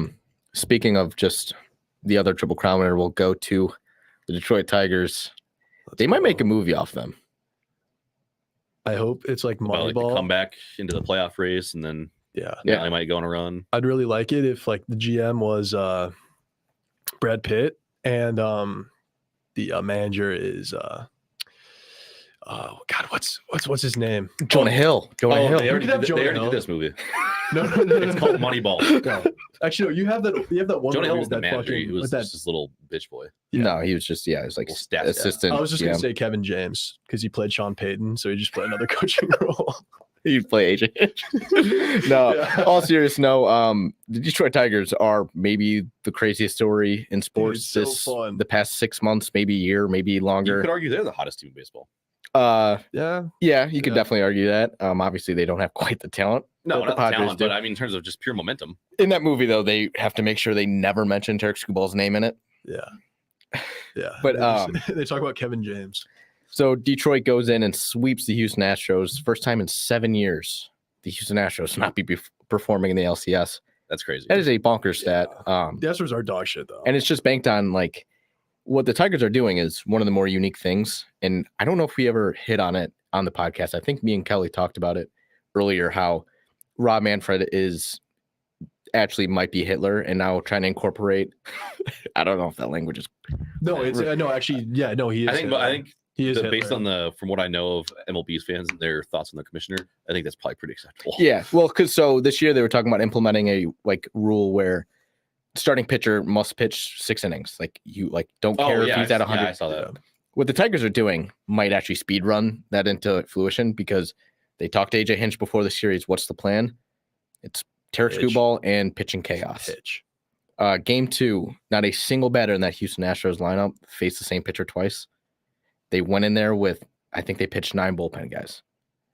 Which is insane. It's boring baseball, but as shown, it was incredibly effective. Yeah. That Houston Astros offense had nothing to do all series. I don't know how far Detroit can go, but what they're doing is incredible. Also, I would say if the Astros lose, America wins. Dude, I saw Tough blow for them. I mean, because they had a pretty shitty start to the season. Awful. Yeah. They had their own little Battle- miracle really run to battle back. into the 3 seed, and then like you said, with the way that the wild card works, like they should get fucked. They won the division. They came back and stormed back. They were down like 10 games Yeah. to Seattle at one point. Seattle misses the playoffs. They win it. And their reward is facing, the other hottest team in baseball. I saw a lot of who is the youngest team they're playing with house money. Yeah, that's true. I did see a lot of debate though if this Astros thing is a dynasty or it's the end of one. I genuinely do not believe they were ever a dynasty to begin with. No, I don't. How many did they win? One. They won. Yeah, they that's not a won dynasty. One technically. It's dominance. But it's not a dynasty. Though. Yeah. It's kind of bullshit because I saw a lot of people trying to back that up where, yeah, I mean, they make a division series or they make a championship series every year. I mean, you could say the same thing about my Cubs a couple of years ago where we made it to the NLCS like 3 or 4 years in a row. I mean, that's Doesn't make us a 7. fucking dynasty. It's not 7 Seven's a though. lot. 7 is a lot. Yeah. And the fact that it ends Yeah, with the but it's- Detroit Tigers, who obviously, speaking of the game too, Andy Ibanez, who nobody, unless you're a diehard baseball fan, nobody knows the name. Yeah. Bases clearing triple off of Josh Hader. Josh Hader makes more money than the entire Detroit Tigers payroll, which is why baseball is also fun with little wrinkles like that. Yeah. And then for people, listening at home, don't look up Josh Hader tweets. you really don't want to do that. Man. He's a bad man. Yeah. So if there's one guy, there's one guy deserving of that, might be Josh Hader. Yeah. But nonetheless, Detroit goes on and they'll be playing Cleveland, which is I love my Indians, dude. They're gonna. okay. Now that's too far. I love my Indians. If you want to call Manfred a Nazi, I'm okay with that. I love it. They're the Guardians. Okay. Cleveland Indians. I mean, hey, Central's taking over though on the Yeah. side. I do love Ridiculous. my lefties. I do. Pretty crazy. I do. And I then do love my speaking of lefties. that, I mean, the team that we have to talk about, Baltimore Orioles. We keep hearing how they're the dynasty that maybe never was. Fucking ass. They get swept by Kansas City, in which they scored 1 run all series on a Cedric Mullins solo shot. Gunnar Yeah. Henderson was awful. Ellie Corbin. Rushman has been bad for a month. Corbin Burns is still so good, but he gets put in shit teams. I just don't know where Baltimore goes from here because you've got a bunch of young kids. Holiday, when he got called up, wasn't great. Obviously, Yeah, but Kiershed did play in the series. He was not good. Are you talking about Jackson? Jackson Holiday? Yeah. What other fucking Holiday would I be talking Well, about? I was just wondering. Okay, he's ass. Yeah, they threw him in a really bad situation this year. They should have just kept him in. I don't think they did. They called him back up. He batted 8th, 0 pressure. Yeah, I mean, but- if they wanted like Holiday was going to perform in the playoffs, they should have just called up Drew, right? If you want a guy that's going to go play, some nasty defense, yeah, honestly. maybe lay down I a hate couple you. months, right? That was a Right. swing and a miss. I No, mean, it's I true. think It's I true. don't know if it's Yeah. 10 or 11, but I think Baltimore has now lost 10 straight postseason games. Yeah, I saw that. It's Chris And they already Davis. said I always forget the guys. They're bringing back the manager.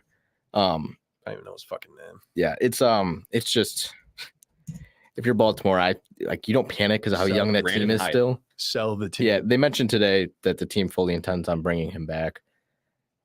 they're in a bad spot. Because again, it's not like they're like, just losing heartbreakers. dude, this was They the aren't winning year. games like at all. This was the year. And then speaking of, obviously, we have to give credit where credit's due. The Kansas City Royals won 56 games last year. With the helps of guys like Seth Lugo coming out of nowhere to being one of the better pitchers in the AL. Dude, their whole Bobby Witt Jr. solidified himself. He's I don't even really think good. he's the best shortstop in the game, and I don't think Yeah. it's close. Yeah, I agree. Gunnar Henderson is behind him, but I don't think they're quite on the same level. Yeah, He no way. drove in their only runs, and it's a sweep. So now they get to go face the Yankees.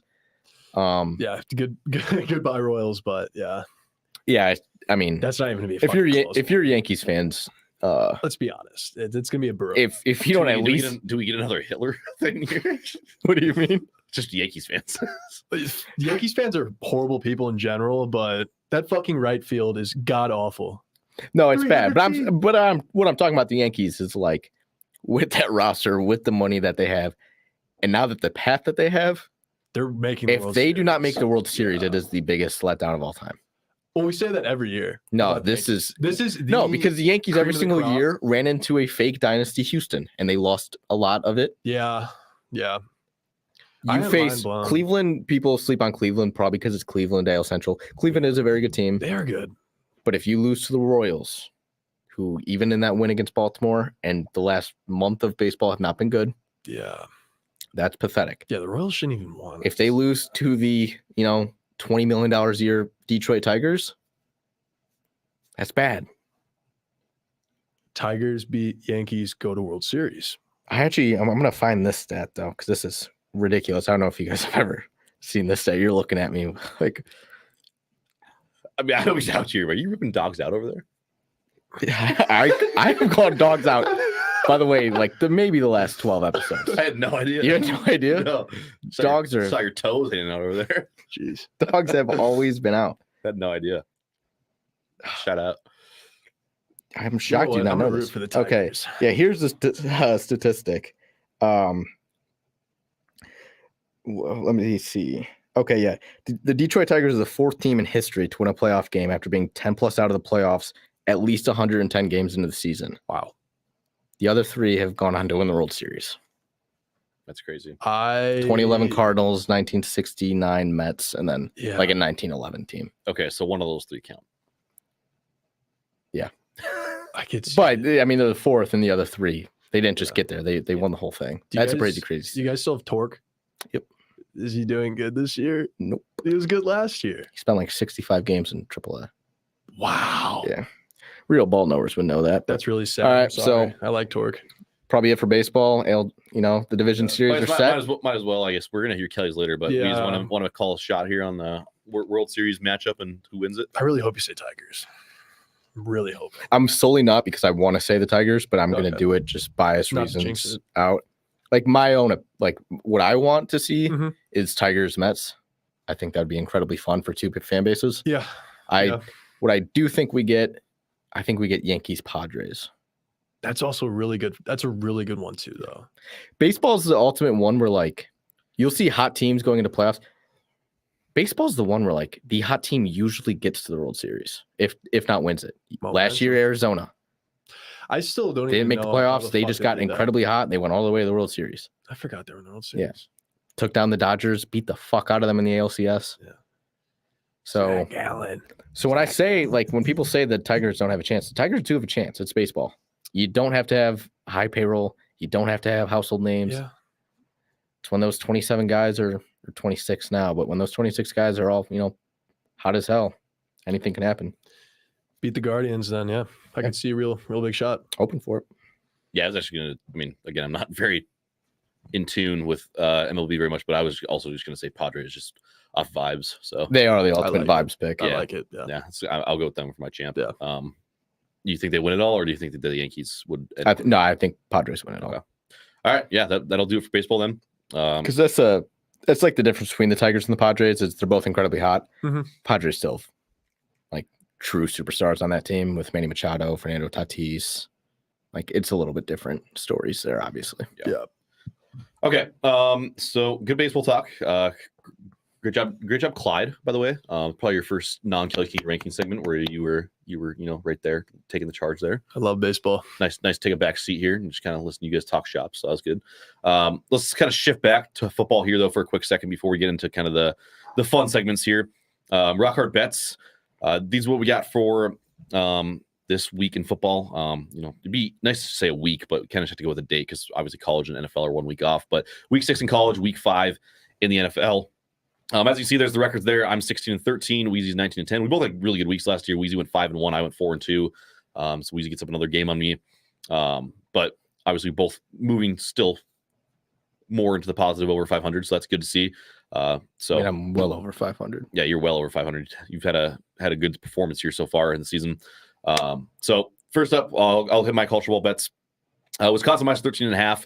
Kind of mentioned it earlier. I think Purdue's really bad, and I think Wisconsin proved last week a little bit to a point that they are a solid team. I think, and they can play some good ball. They hung with USC for quite a while, and yeah, we've thrown some hate at USC this year, but at the same time, I also don't think that they're like a bad team by any means. They're still a very good football team. They're just not quite what we think they are, and so that kind of leads me into my next bet here. What the hell is happening? 1 second. It was a Drake seam really over the close. middle. There was Holy like shit. 6 seconds left. I did not think they were going to be able to pull that one off. Fuck. Youngway Koo is going to come We're on going to OT. try to send this one to overtime. We're going to OT, baby. Free He football. had the one earlier where he missed twice twice, the same yep. field goal. So Yeah. Blocked. I guess I'll just say this while they set up here. I don't know. The Bucks have timeout. They do, so they'll probably ice them. But USC minus 8.5. Again, I think, like we said earlier, Minnesota is a team that USC will probably just beat up on. And then Missouri plus 2.5. Feels weird that they're not favored in that game. Maybe that's a Vegas trap type thing. The number 9 team in the country is not favored. I get it's Texas A&M, who's also ranked, but again, not a team that I think is that good. So I think they cover. I think that they probably actually just win that game outright, but I'll go with the cover just to be safe. So, All right. Flipping it back to me. First time I've not picked a Saturday or Sunday game. So you've had a lot where we don't know quite yet. So I'm going to Friday. Oregon at home against Michigan State. I said earlier in the show, Michigan State. I'll give them credit; they're better than I thought. But at the same time, I think it was the exact same spread last week against Ohio State. I was kind of proven right. Didn't really carry. Oregon finally, again, past 2 weeks have looked better. 23 is way too small for a home night game in Eugene. And then kicking it back, why Vanderbilt's only 22? This number makes no sense to me. I get they played Missouri tough. Alabama I think they could win this game by 40 with ease. And then this one's dreaded. I don't want to pick it. It's the no fun police. I do think Nebraska wins this game, but I think 7 is just a little bit too much for that matchup. yeah, no, I think that's fair. I think there's a very good chance that game comes down to like a field goal, maybe 4 points. Just kind of like one of those offset things. So, I'm not mad that you pick Rutgers plus 7. I think it's a fair bet. Getting to NFL though, Packers minus 3. Yeah, maybe it's a homer pick by some people's standards, but I don't know. I think you probably agree with me. I think there's a pretty good chance the Packers win that game by 3 or more. Again, Rams very banged up. Packers are going to get rolling again a little bit. I think Jordan Love plays a lot better this week in terms of a full game, and the defense is, like I said, been playing very well this year. So I like them minus 3. Cardinals plus 7.5. Again, I think that the Niners win that game, but I think the Cardinals might be just good enough on offense to just put up the points to just hang around enough and maybe cover a spread. I really don't think that there's really any world where they win the game, but I think that there's most definitely a chance that they could, lose by a touchdown. And then finally, I have Cowboys plus 2.5 as Youngway Koo knocks it through on the 50 field goal. So we are getting free football. Okay, baby. On Thursday Night Football. So that's good. And then finally, Cowboys plus 2.5. It's the one pick that Weez and I had overlap on this week. And we really hit on it a lot earlier. I mean, bad matchup for the Steelers. And I think they get the job done on Sunday Night Football. And again, I think they probably win outright, but smart play is to just take the spread. So I'll start bottom down with you. You just mentioned it, Cowboys. I just don't think the Steelers can put up enough points to, hang in there. Speaking of not picking, the spread and being smart, because I think the Jets are 2.5 point underdogs against the Vikings. I'm just going to go. You've picked a money line underdog. I have never, so I'm going to stop being a little, pussy. And I'm going to take the Jets. I think it's finally time. They came off an awful loss. Vikings are, flying way too high. I think, that plane goes down to the Jets. And then we already hit on them a little bit. Cincinnati, I get they got that win. I don't think it was a good win against Carolina. There was still a lot of, problems with that team. and they're catching a Ravens team who just beat the shit out of the Bills. They look incredibly good. I like Ravens big. Yeah, I think it's fair. Big. Yeah, no, I was kind of doing my bets, and you already sent me yours, and I did like a lot of your plays, but at the same time, like in terms of like a little bit of competitive nature, if I want to try and catch in the standings a little bit, I had to start changing up my picks a little bit. We've had too many the past couple weeks where we've had like 2 or 3 overlaps, so I had to change my bets a little bit. I still like my slate, but I do really like a lot of your picks too. So should be a good week of betting, I think. Hopefully we both have good weeks again. So all right, that's going to do it for Rock Hard Bets. That being said, next thing we'll go into is going to be Rock Hard Takes. Bone up, folks. It's time for Rock Hard Takes. 440 with 55 attempts. Alrighty, welcome into Rock Hard Takes. Again, we're going to do, I put companions, I don't know why, but Darkest Retreat, again, basically athletes that you'd want to go on a Darkest Retreat with. Throwing a little shade towards Clyde here. He did this for Kelly Skiing Rankings a few weeks ago. I don't know, a week or 2 ago, but Brock Osweiler and the one. Case Keenum, I think, was also on there, right? Yeah. I stand. By the way, that. just to also, for the viewers back home, the Darkness Retreat entails drugs. Yeah, I just wasn't sure if we should put that like on a graphic, but Okay. yeah, you're doing ayahuasca. I think in a dark place, Dark Shed. Yeah. Mm-hmm. Do we know where in this hypothetical? Where are we staying at? Wyoming. Cambodia? We could do something cool. Yeah, just in this hypothetical. Amazon rainforest. I like that. No, We are in a shed in Cambodia with one of these athletes. Okay.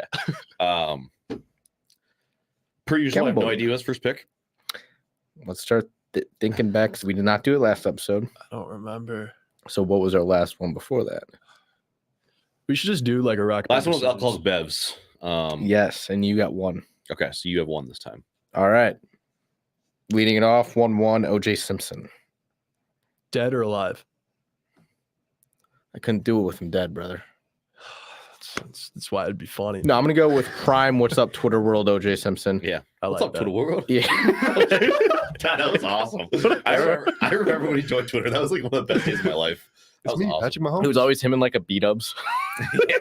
What's up, Twitter World? Yeah, the funniest one was the What's Up Twitter World? It's me, OJ Mahomes. Yeah, he was like Mahomes, cosplaying him. He had his Yeah. fucking little wig on too. Yeah, that was great. I'm going OJ. There's so many reasons. 3 days with him doing drugs. OJ, you do it? And then obviously he would be like, of course I did it. Like, how'd you get out of that? Glove didn't fit, actually, so he didn't fit. But just, He's gonna. The glove did fit. No, so yeah, I think he's like, again, I was thinking, is there a clear 1-1? I think he is the clear 1-1 in this one. yeah, probably pretty close. I guess I'll go for my first pick. Probably the other person that I feel like most people would consider for close to 1-1. I think you have to go Dennis Rodman. In terms of just like stories, shit like that. Like, love to pick his brain on the Vegas trip, stuff like that. In terms of somebody like, I mean, shit, the guy's friends with Kim Jong-un. Like, you have to, ask a little bit about that, how that whole relationship is. Yeah. So I think that would be a hell of a time. But so I'll go with him there. Next one, kind of just randomly started blanking on like who would be fun to do this with. Didn't prepare a list at all. So, trying to think who else would be like just funny to do it with.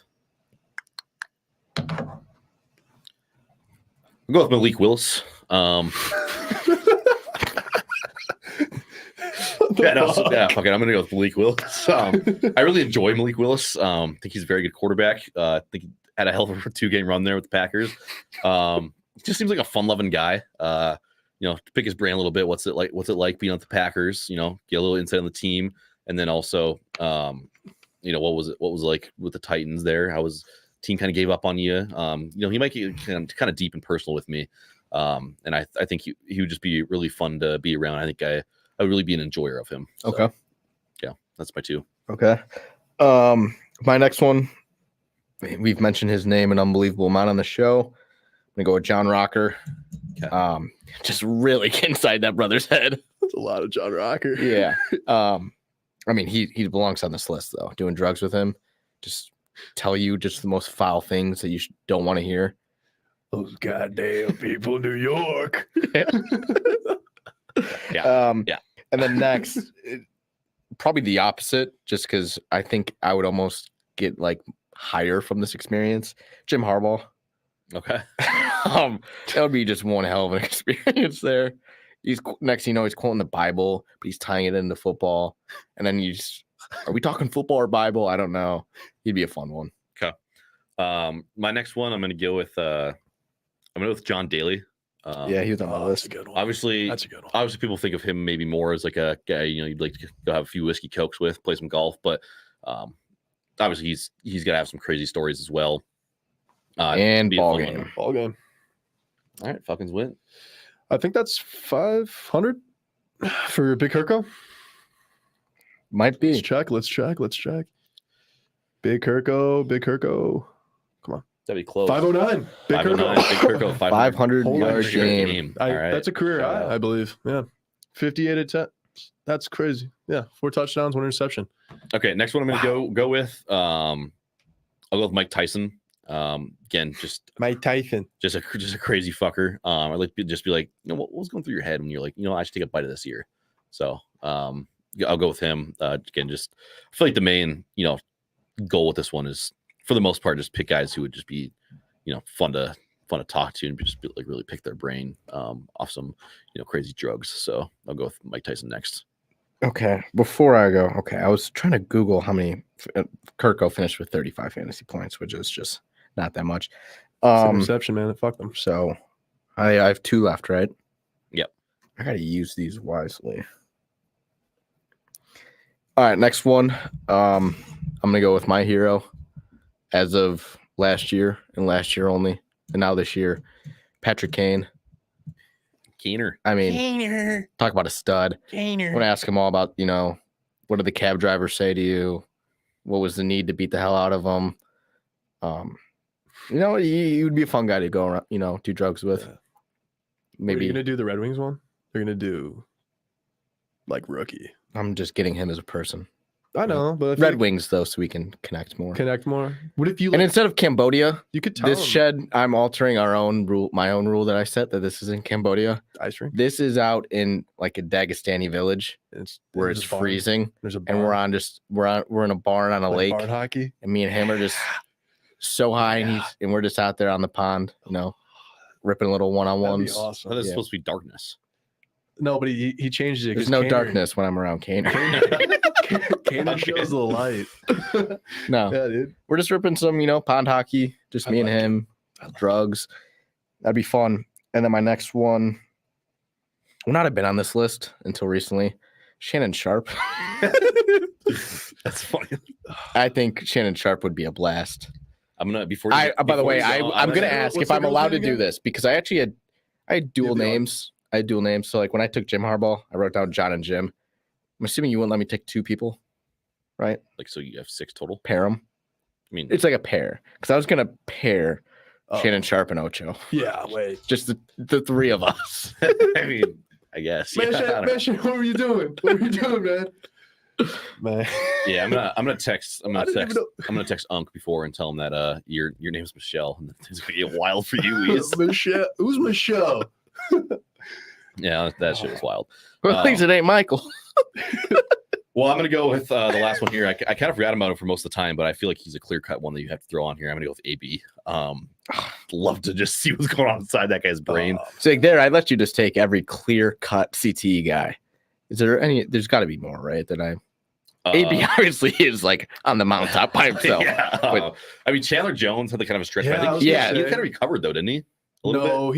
he just got arrested by the police recently. Oh, did he? Bill Yeah. I Belichick. thought he kind of mellowed out. A Yeah, little no, bit. he actually he got like a house raid and then he just freaked out and thought the FBI was after him. So yeah, if you want to take like AB and Chandler, Yeah, you Okay. could take Chandler. He might kill you. yeah, that might be a but- liability. They might Yeah, kill yeah, themselves on yeah. that retreat. No, but I think AB alone would be fun. Just that guy. I mean, he has to have like the funniest Twitter account like of all time, right? Like Yeah, has to he's- be. It's good. he's got some. I would top say tweets. Prime Barry McCockiner is great. Yeah. I I mean, OJ was great. OJ was great. OJ, like, AB's funny because of what he, like, I guess. Yeah, I mean, Corn's a great Twitter account. Yeah. I mean, kind of more like of athletes and stuff, but yeah. All right. So that'll do it, I guess, for Rock Our Takes. I think we both put together better lists than Kelly for sure. Yeah, I Uh, agree. Obviously, looking back, like Probably wouldn't actually take Malik Willis, but I just kind of blanked and I was just like, fucking Malik Willis down there somewhere. It'd be fun. So yeah, that's the thing. We still have a good time. But that being said, let's get into the last segment of the show. Love it or hate it. Here's Kelly's Kinky Rankings. In a world of politics, war, bad beats, and watching your favorite sports teams come up short, sometimes you just need to hear a guy rank random shit. Enter your hero, Colin Kelly, here today for another edition of Kelly's Kinky Rankings. Not for me. You're live. All right, we're gonna do World Series rankings. This is gonna be like a personal thing where I want these teams to win, but realistically, I don't know if they're going to. So off the bat, sorry, Weez, I'm gonna have to go with Tigers. Realistically, no, but in my heart, yeah, I could see him being in the World Series. But yeah, I'm sorry, dude. I'm giving him a death stare. Yeah, he's yeah. No, I mean, I don't hate the pick. They're just Yeah. red hot, though, so it is pretty shitty pick in hindsight. But yeah, go off, though. Yeah, they're red hot. I mean, if they beat these guys, then yeah. All right, And again with football. this. They're not the Guardians, man. They're They're the the Cleveland Guardians. Indians. They're the Guardians. No. All right. You're I love- canceled. You're canceled, by the way. whatever. Go Blackhawks. That is allowed, yes. Yep. I mean, Indian is very offensive, but okay. Ramirez, man, love him. Yep. Love him. I just don't know if their pitching can. No, They're a very good team. No, I mean, I like Their starting like- pitching really, I like Steven. I like Troubles me. I like a lot of their guys. It's just, yeah, they're all lefty princesses, and I love it. How like I swear every single guy magically is a left-hand hitter on that team. My Cubs own the Guardians. Well, actually, that's when you were allowed to say Indians. Yeah, they owned yeah Kluber. Yeah, we own him. So I feel like seeing Jose, if he actually won something, it'd be nice because Cleveland's been in a little shithole for a little while. I like him, but city-wise. like the Naylor brothers are literally the I death don't- of I don't baseball. like them. So seeing them win I might leap from a bridge in that case. they're really chubby. Yeah, they're fat. I don't You don't have to say chubby. They're fat. They're fat fucks. Josh Nayer's because they're athletes though. But I mean, they're chubby. It's like Eddie Lacy. Eddie Lacy's just chubby. He's not fat. You know, Eddie Lacy Eddie Lacy- is a fat he was motherfucker. really he is fat. He's fat, yes, but he was chubby. Yeah, when he went not pro, yeah, fat idiot. All right. Guardians could beat the Tigers. I mean, that's kind of like what's favored in the series. I don't really know what the odds are, but I know the Guardians are favored. So I'm sitting them at 4. I feel like they have a pretty solid shot, especially if they beat the Tigers. Like beat them good, yeah. If they barely squeeze by, then probably not. I could see them lose the next round. So have them there. Number 3, I'm going to go with the Royals. I really don't like the Royals because everyone that lives in Nebraska is a fucking diehard Royals fan. So I also just hate this pick. I it's- don't think they're a top 5 team. They're not better than Cleveland. yeah, I think the Tigers. No, the Tigers. The Tigers. They're better than Cleveland. They're not better than Cleveland. In what world are they better than Cleveland? My world, Exactly. my cake. Yeah, They're the opposite of the Tigers too, in which yeah. they're a bottom wild card they're team slowing down. who was bad going into the postseason. They beat the Orioles. That's fine. Yeah, But they're the opposite of the Tigers in the aspect of the Tigers, everybody knows, does not have a great roster. Yeah. They're just incredibly hot. But- Orioles are not. My question is the NL allowed to play in the World Series, or is this just AL? I was like, because I know the Yankees are going to be up there. So you think like Are the Yankees the not- Royals, Indians, and Tigers have better shots than like the the Dodgers? The Dodgers are not going to be on this list, are they? Dodgers aren't on the list. Yeah. because Okay. I'm- Okay. Well, dude, no, because I'm gonna be honest, they're fucking horrible. As a Cubs fan growing up and now, I mean, it's a different fucking Dodgers team because yeah, Shohei and then Yamamoto, even though he's kind of dog shit. But Yamamoto. whatever, all right. He fucking sucks. It was always Shoda. But Shota's already back in Japan. yeah, celebrating winning rookie of the year. Hammer that down too. So I don't think he's even like top 4 favorite. he's 3. He's 3. Yeah, Well, he's for sure not going to win. But It's the Padres guy too, and then it's Morel, Skeens. Skeens, which, by the way, Skeens does not win. There's something seriously wrong with this. no, system. Skeen should win. Yeah, He's not going to though. He's not the favorite. Morel, Still a little- Are you serious? Merrill, yeah, Yeah. Merrill. Jesus Christ. yeah. Yes. Livy Dunn. Yeah. I just don't like the Dodgers. They're fibbers. They're just like the Yankees where they should win, but they're not going to win. Then why are the Yankees going to be number one? This is the year. Okay. This is the year. This is the year. Dodgers, they have the highest payroll in fucking baseball, and they do not win. They just do not win. They just can't come through. I mean, we can go back and talk about the Rays. You're saying the exact things alongside the Yankees, who are evidently and very predictably going to be number one on your list. It's and they're the exact same situation. It is tougher though, because the AL is way different than the NL. NL is Lamicki town. Like, it's really fucking easy to win in the NL compared to the AL. AL is a lot more difficult. The AL is? Yes, it's more difficult than the NL. Then why are the Dodgers not up there? I think you mean the NL is harder to win. Yeah, but I'm saying for like playoffs, it's really important. Like, I don't think that. I mean, for you're the saying most part, you're NL saying teams, that you don't NL think teams don't beat AL teams, so I don't think there's gonna be a lot of NL teams that have high odds to win the World Series. That's how I feel. That's how I feel every So single. you're basically saying that, like, no matter who comes out of the AL, I would rather win over the NL. assume the AL would probably beat the NL. Yeah, it's like SEC, Big Ten. I feel like the Big Ten is definitely NL in this instance. so. The Rangers won in the AL last year, 2 years, right? 2 years ago. Last year was The Rangers. Oh yeah, it was last year's Rangers. Yeah, Who was 22? Why am I blanking on 22? 21 was the Braves. 20 was the Dodgers. 19 was the Nationals. Who won in 22? Because that's a lot of NL already. So Right, 19, Oh, the 20. Astros won twice. They won Oh, twice. yeah, No, they won did in 22. twice, but Yeah, it doesn't yeah. really count. It doesn't really count because they cheated the first time. Also, the Okay, second time so they I cheated just didn't named count either. no.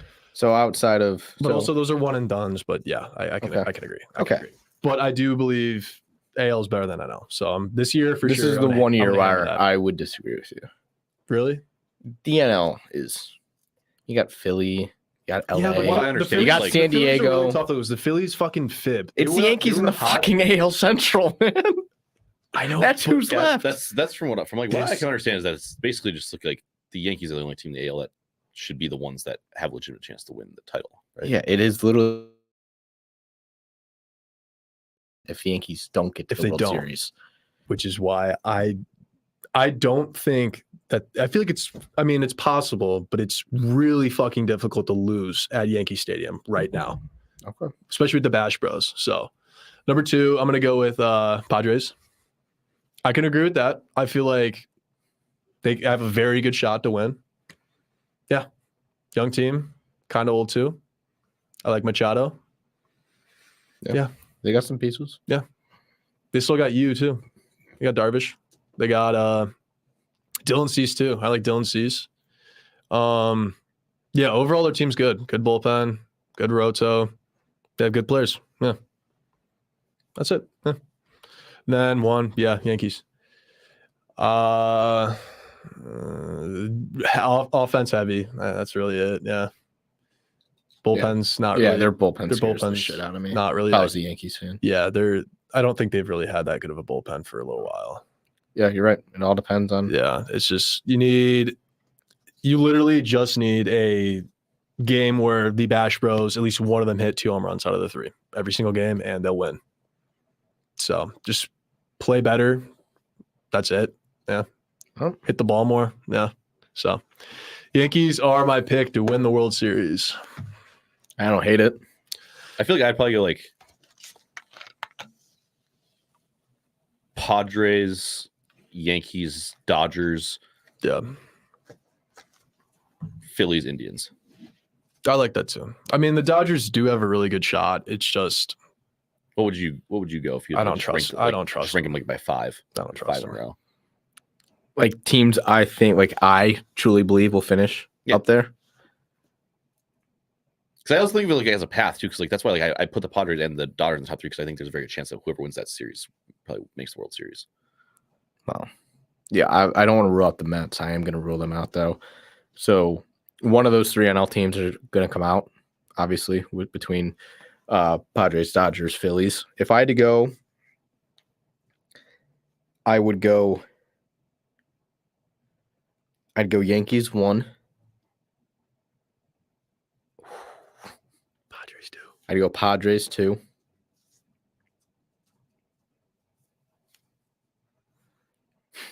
Sorry, it gets tough. I don't want to be. Don't say Dodgers. Don't say Dodgers. I'm going to go. Don't say Dodgers. Pick an AL team. I am going to, and I just don't know whether I want to pick Detroit or Cleveland. I pick Detroit. Who do I have already? Yankees and Padres. Yankees, Padres. Which is also kind of interesting because you just picked the Padres to win it, and then you didn't put them on. Because if I'm true, like if we're going off like realistic, who I truly think, so I'm gonna go Yankees, Padres. I could see the Tigers being the AL. I'm gonna go Yankees, Padres, Dodgers, Tigers. Okay, I like that. That's good. Phillies to wrap it up. I don't like that. I think one of those three teams are probably going to be the best. In hindsight, if we're looking at it, it's going to be a bloodbath, and whoever gets out faces a Yankees team who's not really playoff tested. If they find a way to beat Cleveland, if they beat the Royals, and then especially if they go beat or take care of business against the Tigers team. Yeah. That's two, I would say, bottom of the barrel teams. And then you go from playing that to jumping right into playing a Red Hot Padres or playing, it's different dynamics there. Yeah. It's just, I think the Phillies will do good if they stay healthy. I also have the Tigers up there because stay healthy. Tigers historically, for some reason, actually have unbelievable playoff numbers against that Yankees team. They've never lost a series to the Yankees in the playoffs. Tigers have never. Wow. Okay. Last time 2020 ALCS, last time they played was 2012 ALCS. Yeah. Tigers swept. Prince Fielder. I just saw you guys Frank the Tank at some point earlier in the game tweeted Pete is worthless. I just saw that. Pete should have been a Cub. We tried trading for him. They wouldn't give us him. Yeah. Well, good thing they kept him. Dude, the Cubs have tried trading for a lot of people. We were supposed to get Bryce Harper. We were supposed to get Giancarlo Stanton. We were supposed to get who else were we supposed to get? We were supposed to get a lot of people. A lot of false. Again, I'm pretty fair with their fan, but we don't be talking about the Cubs right now, to be honest. What's up? So we don't really need to be talking about the Cubs. No, we don't. They're laughing stock of the NL. They're in Cancun already. No, they're in South Bend, Chicago. They're probably in Cancun. They're probably in Cancun. Week just finished. Yeah. Their season just finished. Yeah, I hope they're. All right, well, that's going to do it for episode 34. I also hate the Cancun debate. It's enjoy Cancun. Yeah, I'm a fucking millionaire in Cancun. Go fuck yourself. Fuck you, buddy. Believe it or not, I might have fun. Yeah, it's the 15-year-old kids. It's the worst insult of all time. Yeah, it's pretty dog. Yeah. Enjoy Cancun. I will. With my supermodel wife. That'll be a very good time. All right. I think that'll do it for us. Again, that'll do it for episode 34, Rock Hard Ball. One last reminder, check out the socials there, scrolling across the bottom, at Rock Hard Ball, at Rock Hard Ball Pod, on all the major social platforms. We'll be live every Monday and Thursday, except for this coming Monday, I guess, at 9 p.m. Central Time. So make sure you tune in, talking ball every single week. But yeah, for Karter, Weezy, and Clyde, that's going to do it. We will see you guys next time.